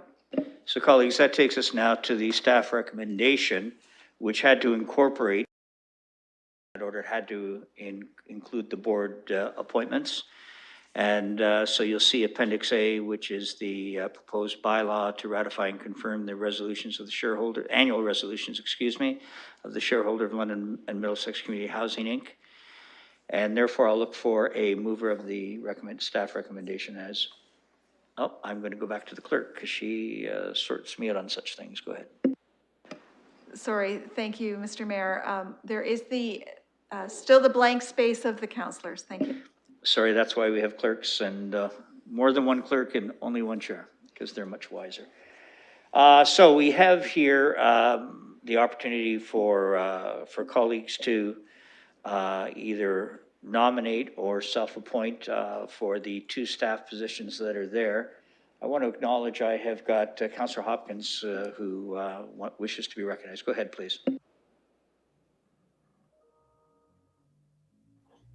Mr. Chair, I know Deputy Mayor Morgan had already had a suggestion or a motion coming forward. Should that go first, or do we just go into the nominating councillors? Yes, excuse me, I'm sorry, just to be clear, in the vote we just had, we approved the motion put forward by Councillor Morgan. So now we're, to your point, we're now dealing specifically with councillor nominations. And if I may, through you, Sure. just to make sure that we have someone from the county on the board. Yes, actually, that will be incorporated in the motion, and I appreciate you bringing that to my attention. The county has put forward the Deputy Mayor of North Middlesex, Adrian Cornelison. Thank you for bringing that to Council's attention. Sorry, Councillor, you still have the floor if you wish. Councillor Hopkins. Yes, if I may, and maybe just following up with that, if just to make sure that there's no one else on council that would like to make to put their name forward, I think that should be considered as well. Yes, at this point, I've had no indication from councillors either who have stood and wish to stand again and or would like to put their names forward now. Nothing's been brought to my attention, Councillor. If I may, just so we assume then that no one else is interested in the position. No, I'm not prepared to make that presumption, just that it's not been brought to my attention. That's all. It may have been missed, or it was thought that it might be brought forward today in some fashion. That's all I know. And unless the clerk, I apologize. Let's just clarify with the clerk if there's any other indications. Clerk? Through you, Mr. Mayor, we have had no indications from any current members of council. So be that those who are currently standing or currently the representatives or anyone from council. So it's a clean slate. And again, that's no indication that anyone can't allow their name to stand or should they wish, or if others would like to have their name stand as well. So Councillor Hopkins, you still have the floor if you wish. No, I just think it's important that any council member should have the opportunity now, if they're interested in putting their name forward. Great point, and that's absolutely correct. I have Councillor Van Holst now, please. Thank you, Your Worship. I'd like to put my name forward to serve on this board. I've so noted. Councillor Cassidy, I'm recognizing you next. Thank you, Your Worship. And Councillor Kayabaga had to leave for a family matter that's taken her away, but she is interested in sitting on this board, so I would nominate Councillor Kayabaga. Thank you. Is there anyone else that, Councillor Lewis, I have your attention there. You have mine at least. Thank you, Mr. Chair, and through you, I'd like to nominate Councillor Squire. Thank you. I see Councillor Squire. Did you? Just a clarification. I think, first of all, if I'm like any other councillor, I had no idea that this was going to happen today. It's not on the agenda. The council nominations were not put out. But that being said, it would be interesting to know, when does this board meet? Does it meet once a month? What day of the month does it meet? I think councillors have busy schedules, and I certainly need to know when their monthly meeting is. Can we go to the clerk or to Mr. Yeoman? Through your worship, I'm happy to help with that. So the board meets every third Thursday of every month. We also have standing committees as well that board members are part of. Given the size and composition of our present board, we've been operating as the committee of the whole. So that would be meeting every other month or so, but I imagine the new board will have a more refined committee structure.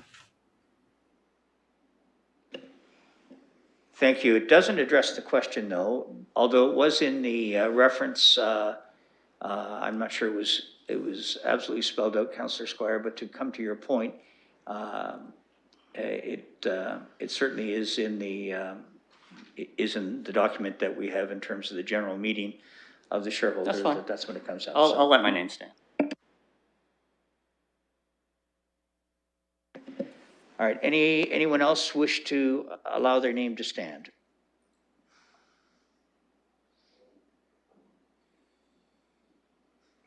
So colleagues, what we have is we have 3 individuals for 2 positions, which means we will have an election. And I think that will take a few moments to do. So please bear with us, and we will organize that now. Thank you. I'll let you talk amongst yourselves.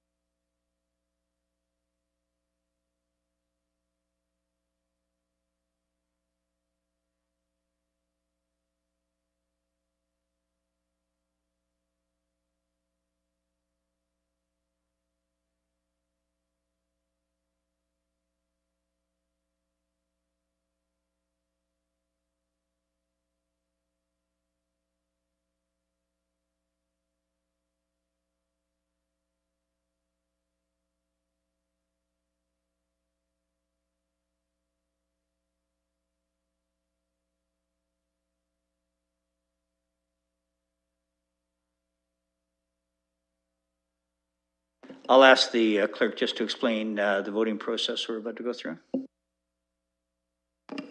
So based on the existing council policy, a selection has been created in eScribe. Members will have 2 votes to cast for the 3 nominated councillors. Colleagues, any comments or questions about that? Councillor Squire. Do you have to cast 2 votes? Are you required to cast 2, or can you cast 1? Clerk?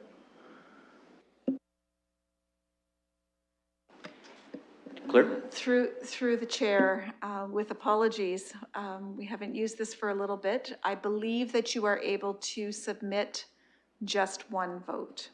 You can vote for up to 2 candidates. In the political world of my former life, that would be called plumping. Having said that, colleagues, we'll get that up in just a moment.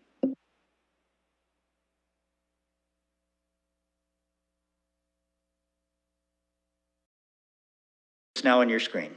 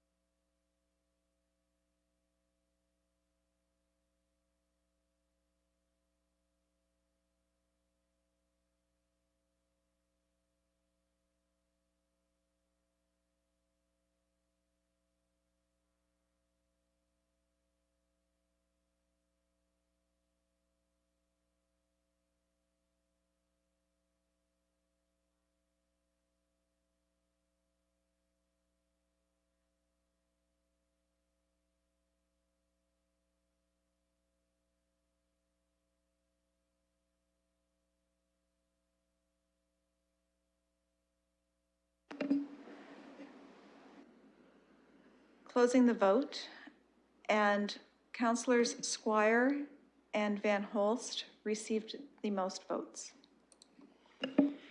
Thank you very much, colleagues. Now,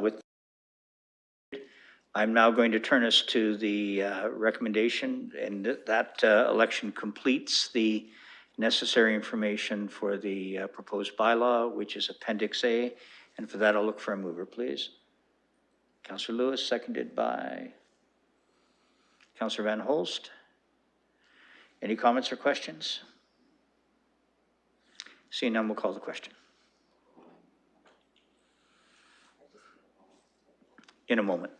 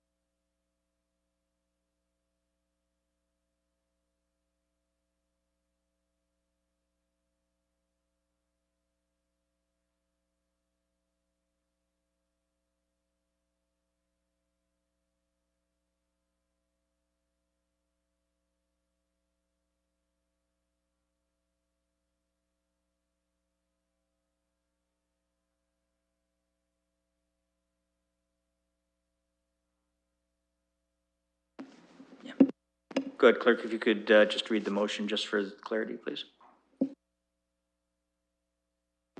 Thank you. Through the chair, that the following actions be taken with respect to the 2020 Annual General Meeting of the London and Middlesex Community Housing, Inc. A, the presentation from London and Middlesex Community Housing, Inc. be received. Part B, the proposed bylaw appended to the staff report dated June 23rd, 2021 as Appendix A, entitled A Bylaw to Ratify and Confirm the Annual Resolutions of the Shareholder of London and Middlesex Community Housing, Inc., be introduced at the Municipal Council meeting to be held on July 6th, 2021 to 1. Ratify and confirm the annual resolution of the shareholder of London and Middlesex Community Housing, Inc. And 2, authorize the mayor and the city clerk to execute the annual resolution of the shareholder of London and Middlesex Community Housing, Inc. Part C, London and Middlesex Community Housing, Inc. Annual Findings Report for the year ending December 31st, 2020 be received. Part D, the financial statements of the London and Middlesex Community Housing, Inc. year ending December 31st, 2020 be received. And Part E, the following be appointed to the London and Middlesex Community Housing, Inc. Board of Directors. Ainsley Anderson, term ending December 31st, 2021, first class. John Milson, term ending December 31st, 2021, first class. Brooks and Shelley Chowns, term ending December 31st, 2024, second class. Maria Mano and Gary Bezaire, term ending December 31st, 2025, and that would be third class. And Michael Van Holst and Phil Squire from the City of London, and Adrian Cornelissen from the County of Middlesex for the term ending with the term of the Municipal Council. Thank you very much. We will call the question.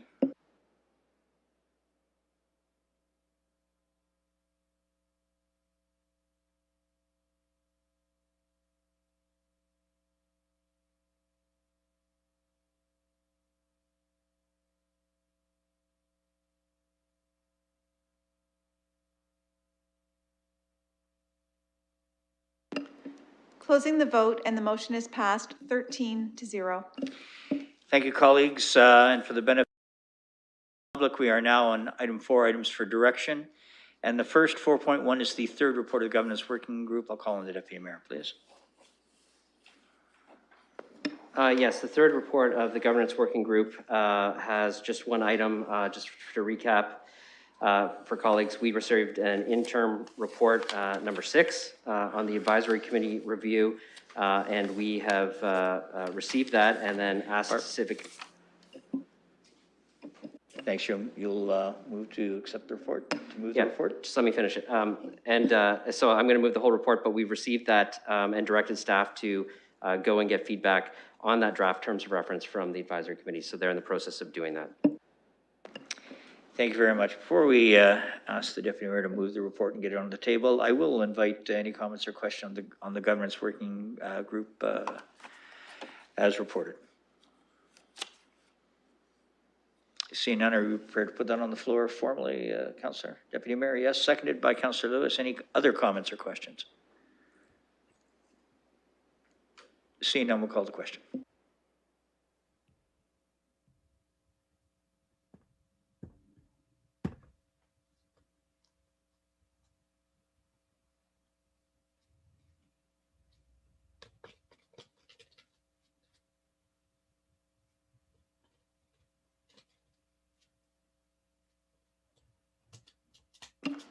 Closing the vote, and the motion is passed 13-0.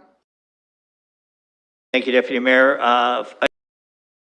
For the query land and vacant buildings, this has been brought forward by Councillor Cassidy. Perhaps I could ask you to speak to it, please. Thank you, Your Worship. Oh, I saw my camera froze for a second there. Yeah, the letter is pretty self-explanatory. I had multiple conversations with the city manager and with the deputy city manager, Mr. Kotzfuss, about this as well. So we did quite a bit of work to ensure that this is something that staff can support.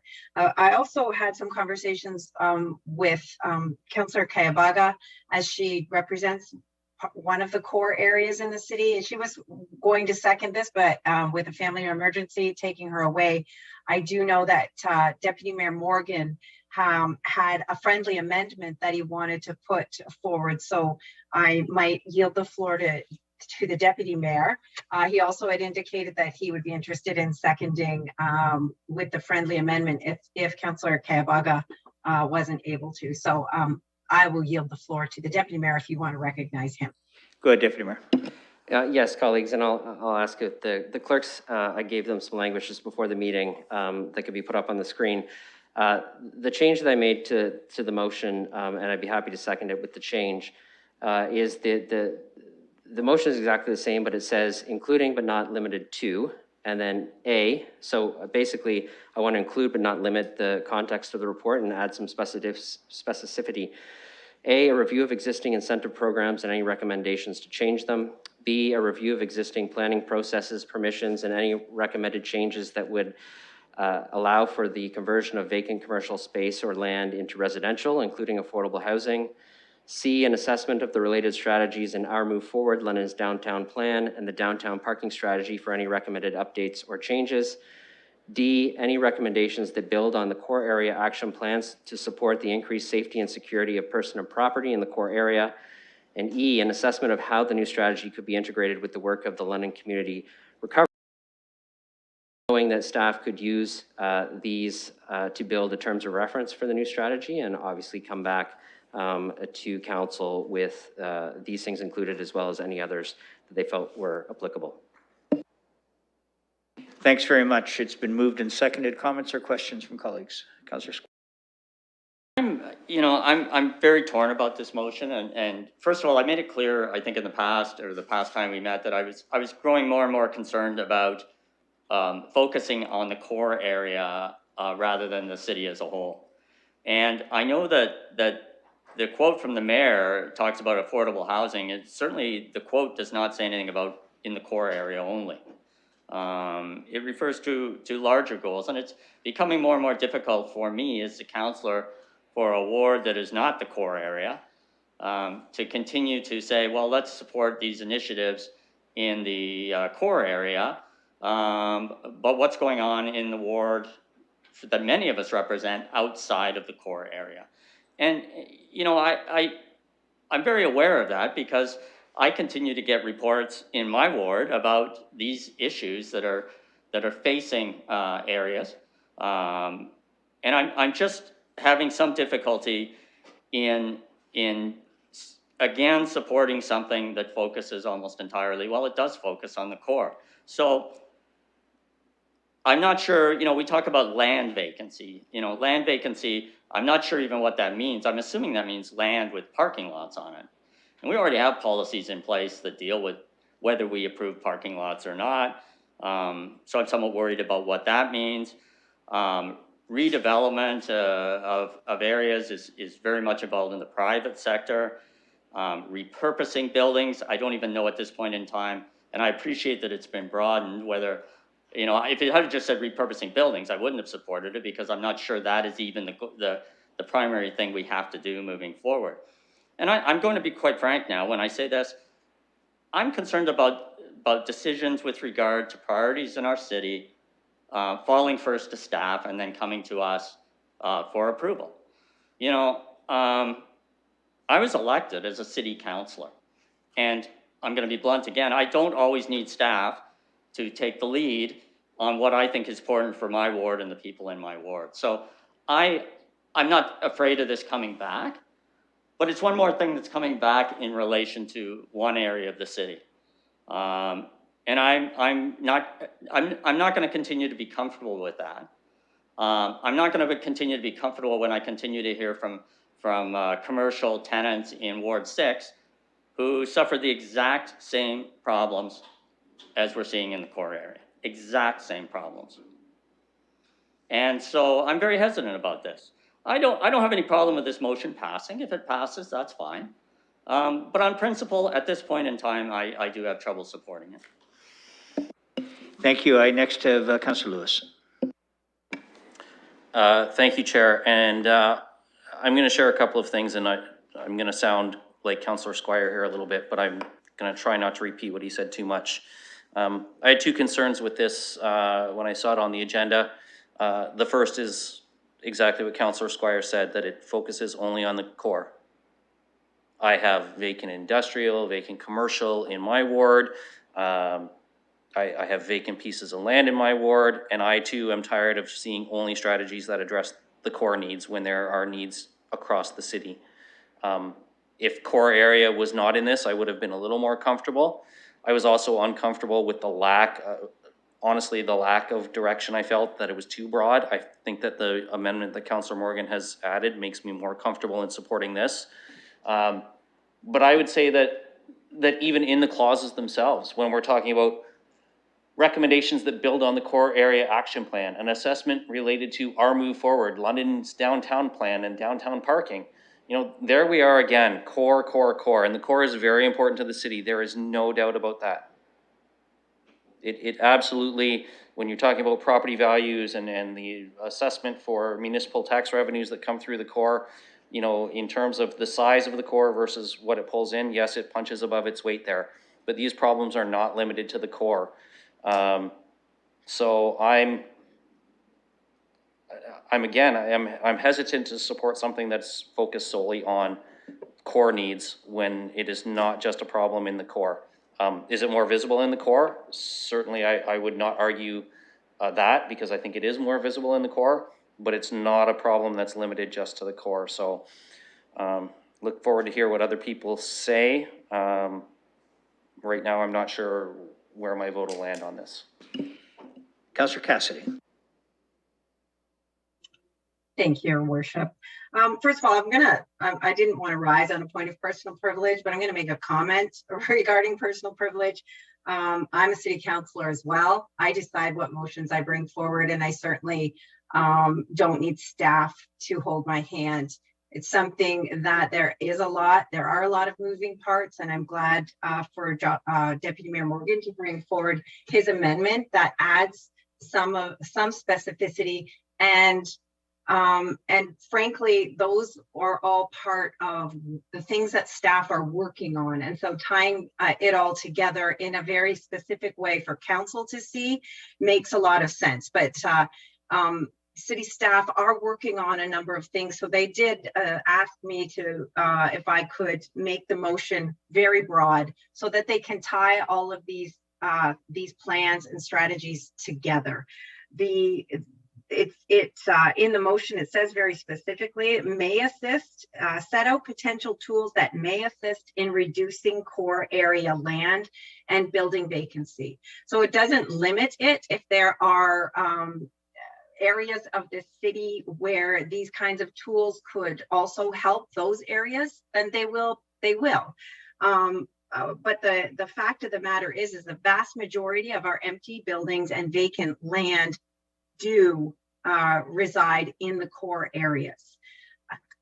The other thing is that city staff, as I said, have plans to bring various reports forward, and they see a good fit with setting out a strategy, a very specific strategy like this to tie these other strategies together. And the way I see a potential for things to work is a different application, but similar to how we've done the industrial land development strategy, without the idea of city council or city hall purchasing things and owning them the way we do industrial land. But if there can be a reimagining of a similar strategy or some tools put in place for the city to address these multiple concerns and address the challenges that we see in the core area. An industrial land development strategy, there was a lot of pushback way back when that strategy was first developed, but we've had huge success in attracting investment here in London. I've spoken to city councillors in other towns where they have said they lost investment to the City of London because we had service land ready to go and they did not. I'm not saying we want to do that same thing in this area, but that was a strategy that was developed to spur economic development. And this, I want city staff to come back to us with a strategy that could be developed to address these kinds of problems. That's all I'll say. I'm very hopeful that council will support this, that this committee will support this, because I think it's where we need to go. Thank you. I have Councillor Van Holst.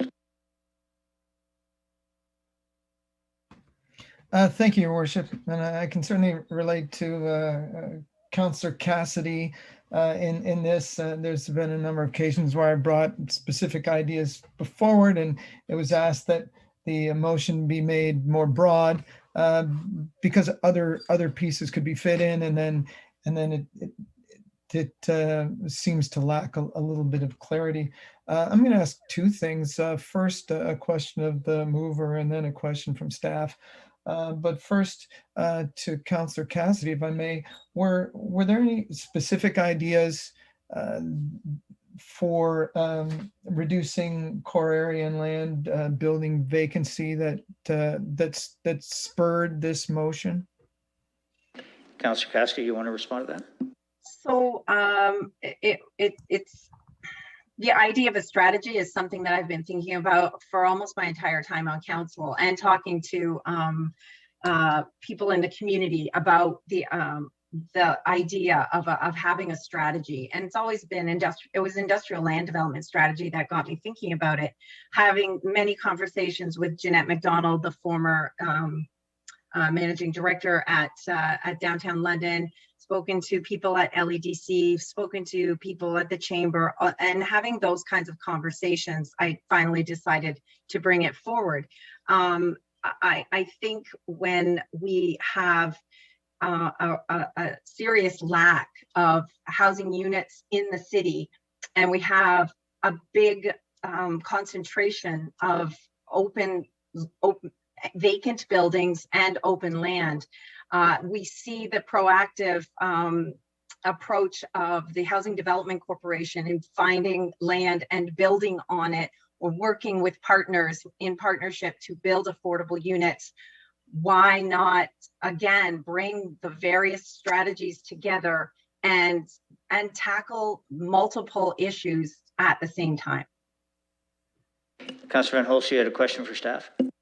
Okay, thank you. And I appreciate Councillor Cassidy's suggestion. It's think it may be a very good idea to have a strategy like this. So my question through you, Your Worship, to staff, who in or which department would be taking this on, and what do they see bringing back based on the changes that Councillor Morgan has proposed?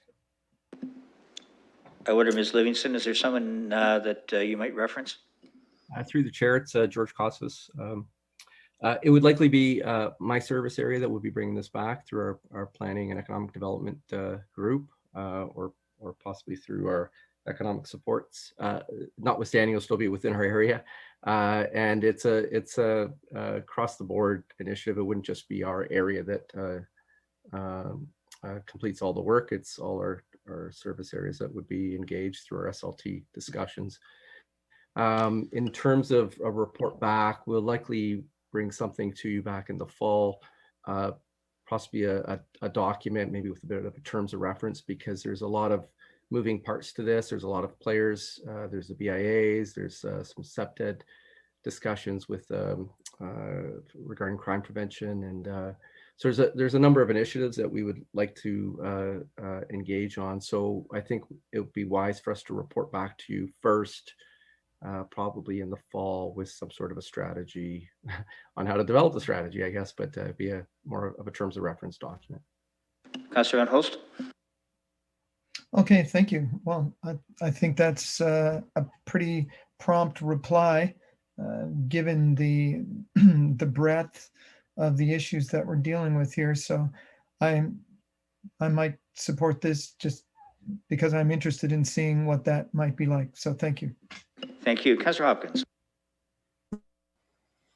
Yeah, thank you. And I want to thank Councillor Cassidy for bringing this forward. I had no concerns with this. I know she's spoken in the past about a strategy, and I've often wondered, what does that look like and how will that come about, given all the plans and policies that we have in the downtown core? So I'm quite comfortable supporting this. I would be fine with a broad report back, but the friendly amendment from Deputy Mayor Morgan is fine with me. I am just pleased that we're having this conversation and a better understanding about the core and building up on our core area action plan too. I know I've had councillors or mayors reach out to me wanting to understand a little bit more about what we're doing downtown, and being quite impressed that we are doing a lot to try to bring it together. And I know my residents wouldn't have a concern, so I'm not sure what the concern is here. I'm trying to figure out why I should be worried about this. I am not at all being convinced that I shouldn't be worried, and really looking forward to seeing what staff comes back to us, so we can have a better understanding how all these parts are going to be moving as we try to recover as well through the pandemic, and very happy to support it. Thank you. Anyone else? I have Councillor Lewis, please go ahead. Oh, pardon me, before I do, I know you've spoken once and I won't ignore you. As does anyone who has not yet spoken wish to have a comment? Not that you can't jump in after Councillor Lewis, but go ahead, Councillor.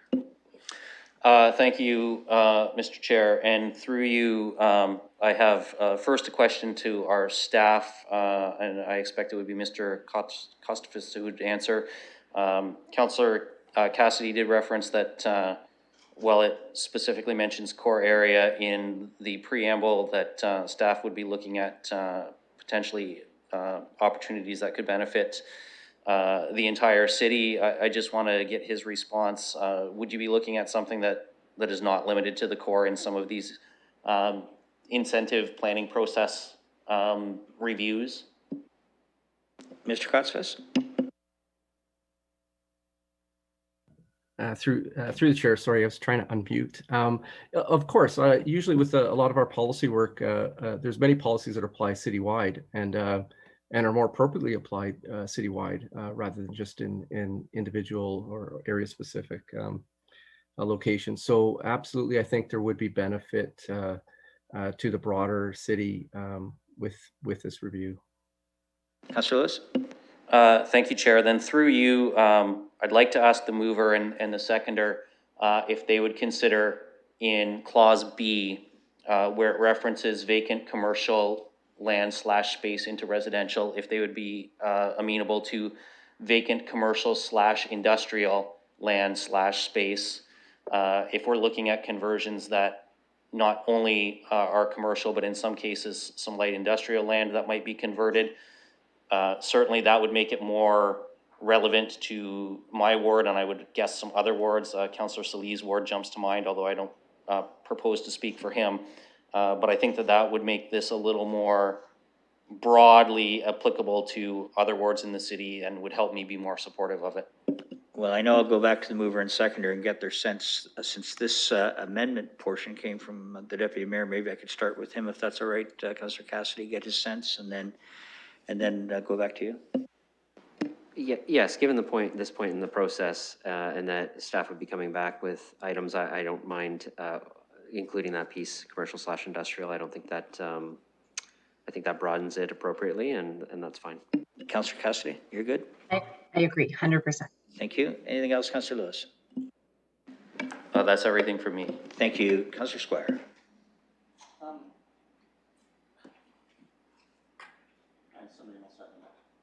Councillor Lewis. So I listened to what Mr. Kotzebue said, and he was asked about it benefiting other areas of the city, and he seemed to suggest in a way it would, and I'm still not, that isn't clear to me. And the reason it isn't clear to me is because of the language. The language of the entire motion mentions all plans related to downtown. It doesn't say anything about any other, I mean, area. To me, and I'll beg to differ with Mr. Kotzebue, it is clearly directed to the core. And I think we should say that this is a plan related to doing these things in the core. If it didn't say that and there was a broader scope to it, I would be much more comfortable with it. But it doesn't say that, and I'm a person of words, and the words up there say what they say. So I'm going to beg to differ with all due respect to the staff answer. And I think my point is that I took the position some time ago that I wanted to see how all of the various plans up here on this board, how they worked, how were they working, what were the metrics, what were the results we were getting. And now today, it seems like we're back with another approach, which I'm just not sure what it is. Is it incorporating all of these different things? Is it new policies? So that's where I'm coming from. And, you know, when we're trying to recover from COVID and those things, I've always maintained that a citywide approach is the best, and that's where I am. But, you know, I don't mean any disrespect when I disagree. I mean, I disagree with things all the time. It's not disrespectful. It's just that I disagree. And I'm entitled to do that. So I don't know how I'm going to vote on this, but, you know, I have to go back to Ward 6 and say, here's what we're doing for Ward 6 and the problems we're having in Ward 6 and the difficulties business is having in Ward 6. And this certainly doesn't enable me to do that. I'd like to ask the deputy mayor to take the chair. I have the mayor on the list. Thanks very much, colleagues. This is an interesting discussion because it's one where everybody's correct. I listened quite intently to Councillor Lewis, and he's correct. The problems are not limited to the core. And he's also correct that the core is more visible than any other piece of the city, unless it happens to be your ward where you are traveling and traversing mostly. Councillor Squire is also right. The challenges that we face are not just in the core. Clearly, they are citywide. But I think Councillor Cassidy and Deputy Morgan are also correct. Many of the problems that are referenced exist throughout the core and throughout the city. But let me also add that the core is the heart of our city, and if the heart isn't healthy, then you know what? Our city's not healthy. The model that we're building on is one, I think, where when we tie this in to the important work of the London Community Recovery Network, when we tie it into the core area action plan and the important work that it is trying to do, when we look at the words, because words do matter, and I looked at the amended motion, and it says a review. It says in B, a review. C, it says an assessment. D, any recommendations build on the core plan to increase safety and security of person and property. E, an assessment. So my sense is we are not talking about taking this back to basics. We have done tremendous work. Our staff have done phenomenal work, I think, in trying to understand what the issues of the city are. But we have a core area action plan for a reason. And when visitors come to the city, where do they go to? They start in the core, mostly. But I will tell you this is a citywide issue.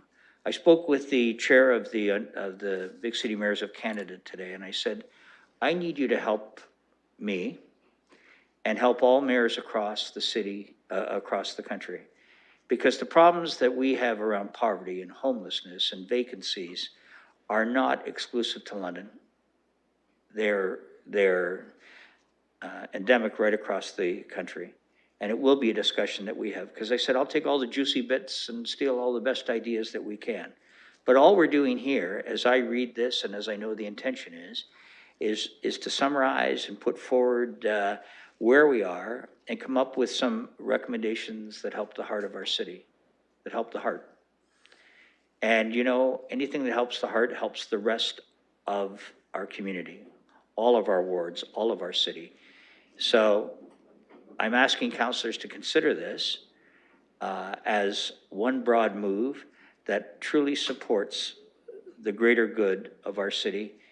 And I sincerely believe that if it's good for the downtown, ultimately it will be good for all of our city. And I accept when Mr. Kostvas says lessons learned will be those that we will apply where we can and as we can.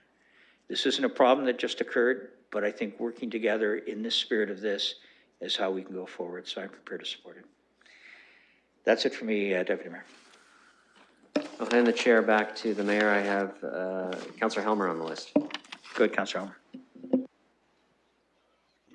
Thank you, and I appreciated what you said, Mayor. I think that's a good way of approaching this resolution that's been brought forward by Councillor Cassidy and modified by Deputy Mayor Morgan. I think it's going in the right direction.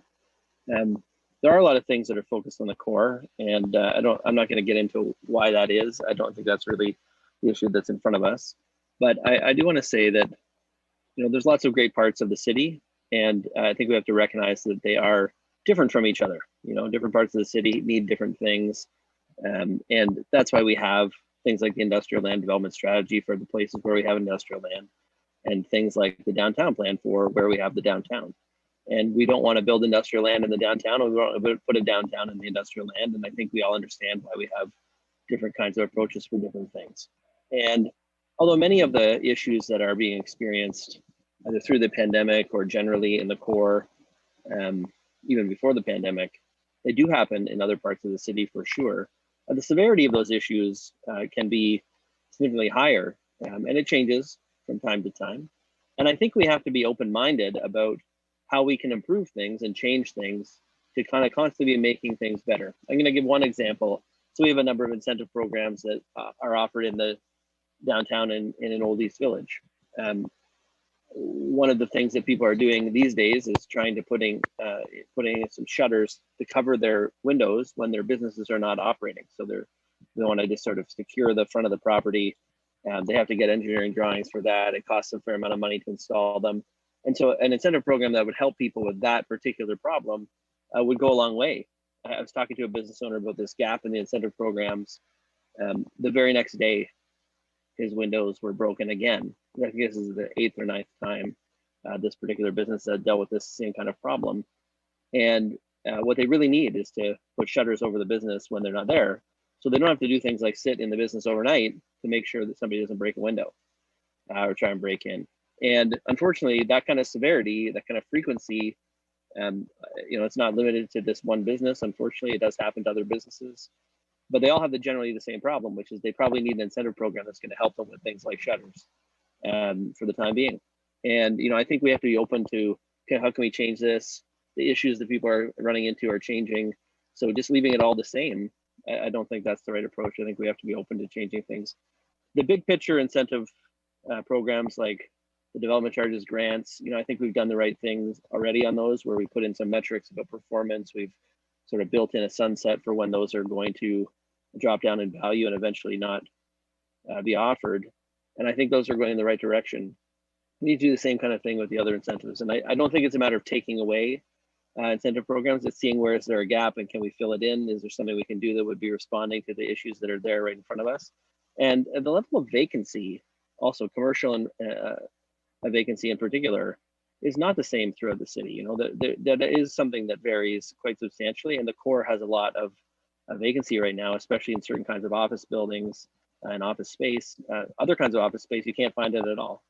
And so I think we need to look at those issues in particular, because the underutilized vacant buildings or land, I think that's an opportunity in the core that just doesn't exist.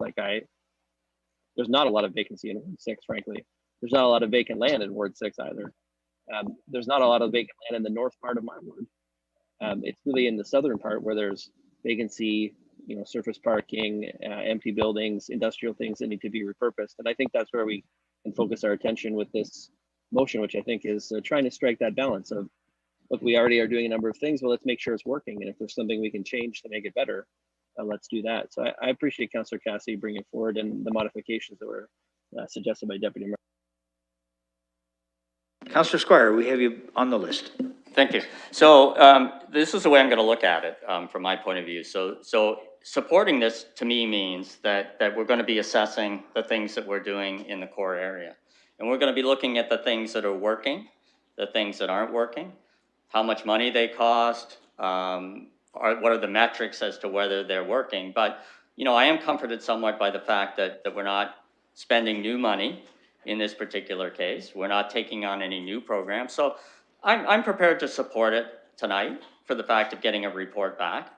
But I'm going to be very diligent when the report comes back to see what it is actually saying, what it is suggesting, how the things it's suggesting will provide solutions. And that's how I will be treating it. Because as I said in the last meeting, when it comes to continuing to put money into downtown and say we've got a new program that's going to do something, I am becoming skeptical. And so from the point of view of staff, I hope they come back with something that's specific, that has measurements, and indicates is it working or not? Because I think in that way, this will be of value to me in my attempts to find out if we are doing the right things in the core. Because I tell you, at this point in time, I am not convinced from what I see in the core and from the many, many emails I'm getting from people running stores and restaurants and the difficulties that we're having, that we've got it right. So that's what I'm going to do today. Deputy Mayor Morgan. Thank you, and I appreciate the comments that were just made by Councillor Squire. I wanted to mention why I'm supportive of this approach, even though I represent one of the most suburban areas in the city. And that's because, and Councillor Squire just said it, the correspondence I'm getting is from the downtown area, and the challenges that land and business owners are having is starting to outweigh the correspondence I'm getting from challenges that I face in my ward. And I think downtown can be a phenomenal economic engine for the city that allows us to support investment elsewhere when it's functioning well.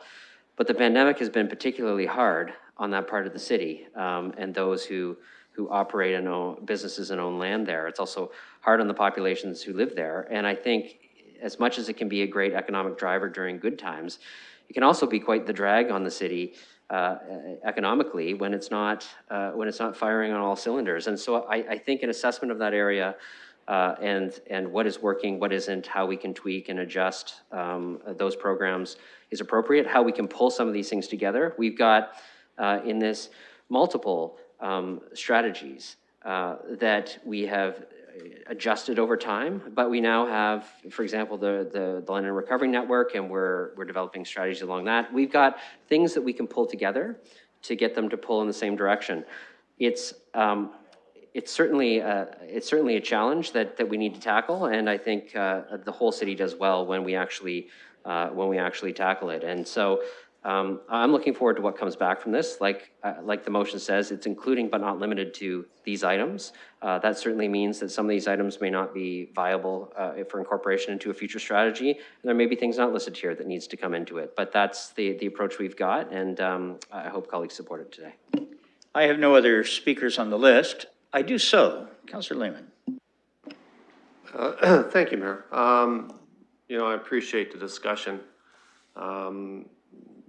I was of two minds on this. We all have recognized a couple of things. One is, as the mayor said, the core is the heartbeat of the city, and I think we all agree on that. I certainly do. I think a successful city has a successful core. We know we have severe challenges downtown. I think in our four-year budget, we went a long way to addressing those. However, the pandemic has really heightened the challenges that we have.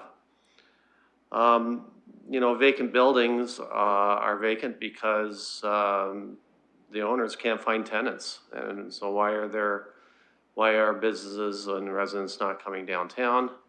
You know, I think it goes a long way to the challenges that we're facing. So I didn't know how this would change that. But as I listened to the discussion and with the amendment from Deputy Mayor, and from what I heard, it's evolving into kind of, you know, taking a comprehensive view of all the things that we have done, you know, through the LCRM, the Core Action Plan, Coordinated Informed Response Units, et cetera, to kind of see where we're at and where we have to go. You know, I think, you know, I look at D, I think D is a very important part when it addresses the safety and security of person and property in the core area. I certainly hope we do not come to a time when shops downtown are shuttering up at 6 o'clock p.m. I've been concerned about this for a while.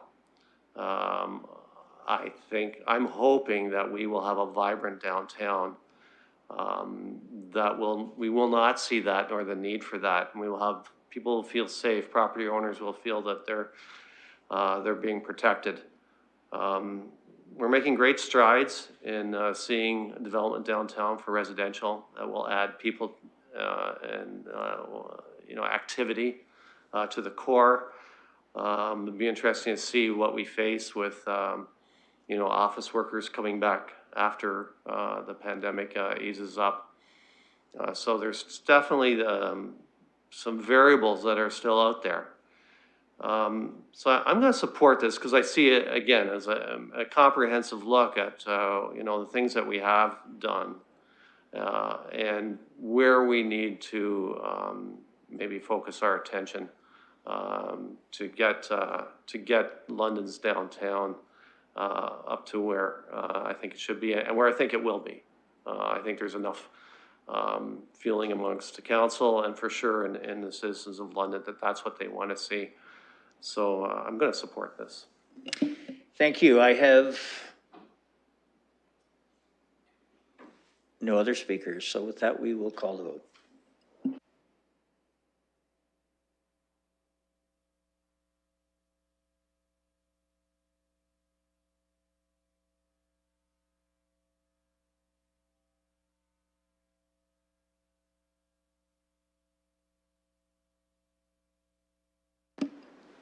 Closing the vote, the motion is passed 13-0.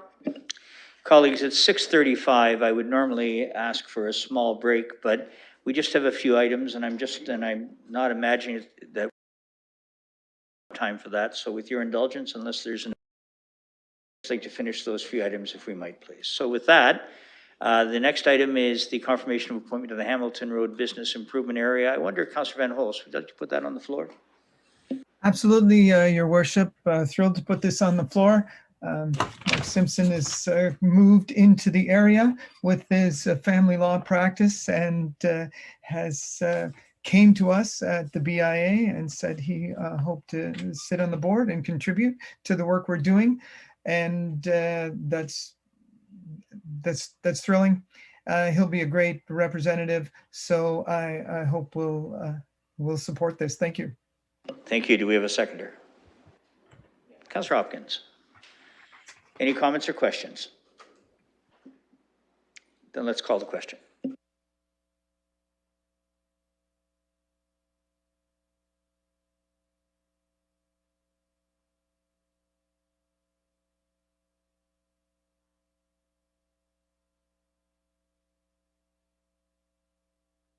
Closing the vote, and the motion is passed 13-0. Colleagues, we have our next item, which is the consideration appointment to Eldon House, which we are looking to add one voting member. We have 3 individuals who have put their names forward. Their resumes were attached for your consideration in the file. Blythe Allman, Megan Holliday, and Diana Tuplashvili. So with that, I know that we will go through a voting process.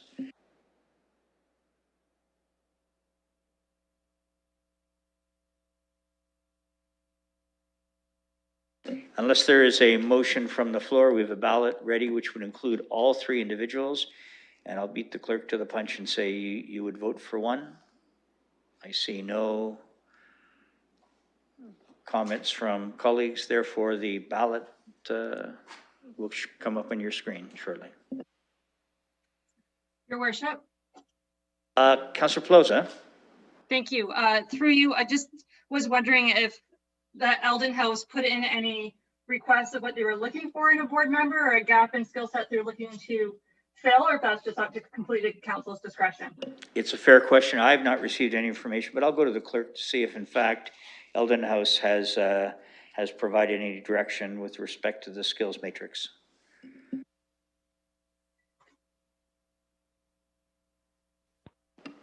Your Worship, did you mean me, the city clerk, or Barb? Sorry. You know, you are both equally wise. And if both of you say that you have received or not received, I will accept it. Why don't I start with you, Ms. Saunders? I have not directly received anything from them. I know they are working on some bylaws and other matters as they move along, but I have not received anything specific. I might ask Barb if she's received anything. I have nothing to add to what's been provided. Thank you. That would be the answer, Councillor Plaza. Thank you. Thank you. Any other comments, questions, direction? Seeing none, we will call the vote, the ballot.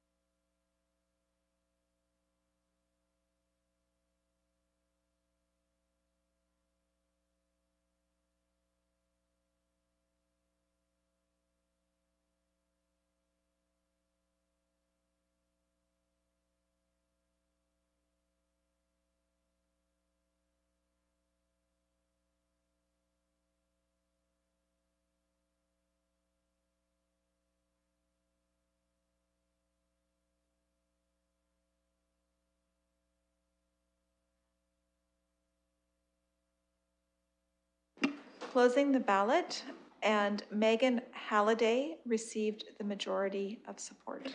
Thank you then, colleagues. I'll require a motion to support the appointment of Megan Halliday to Eldon House. Councillor Pelosi, seconded by Councillor Lewis. We'll call the question.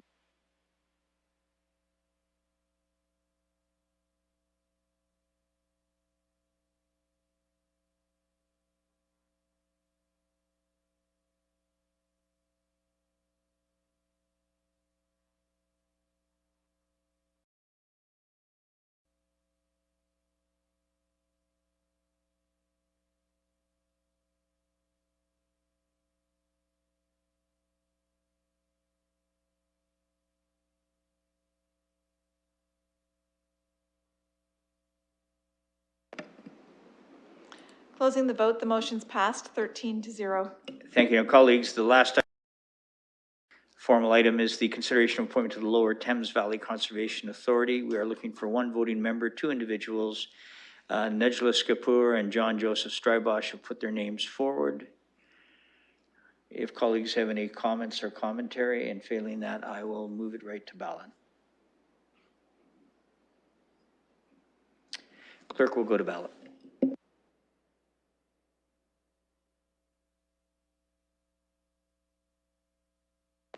That's now available.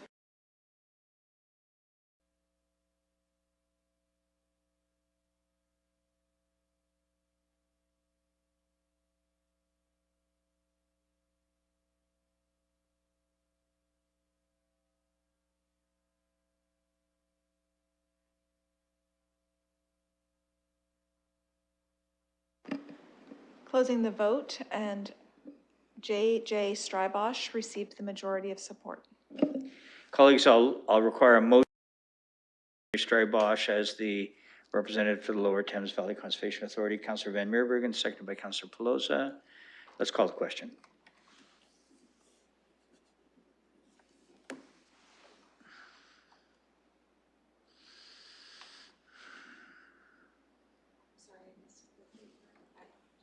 Van Meerbergen.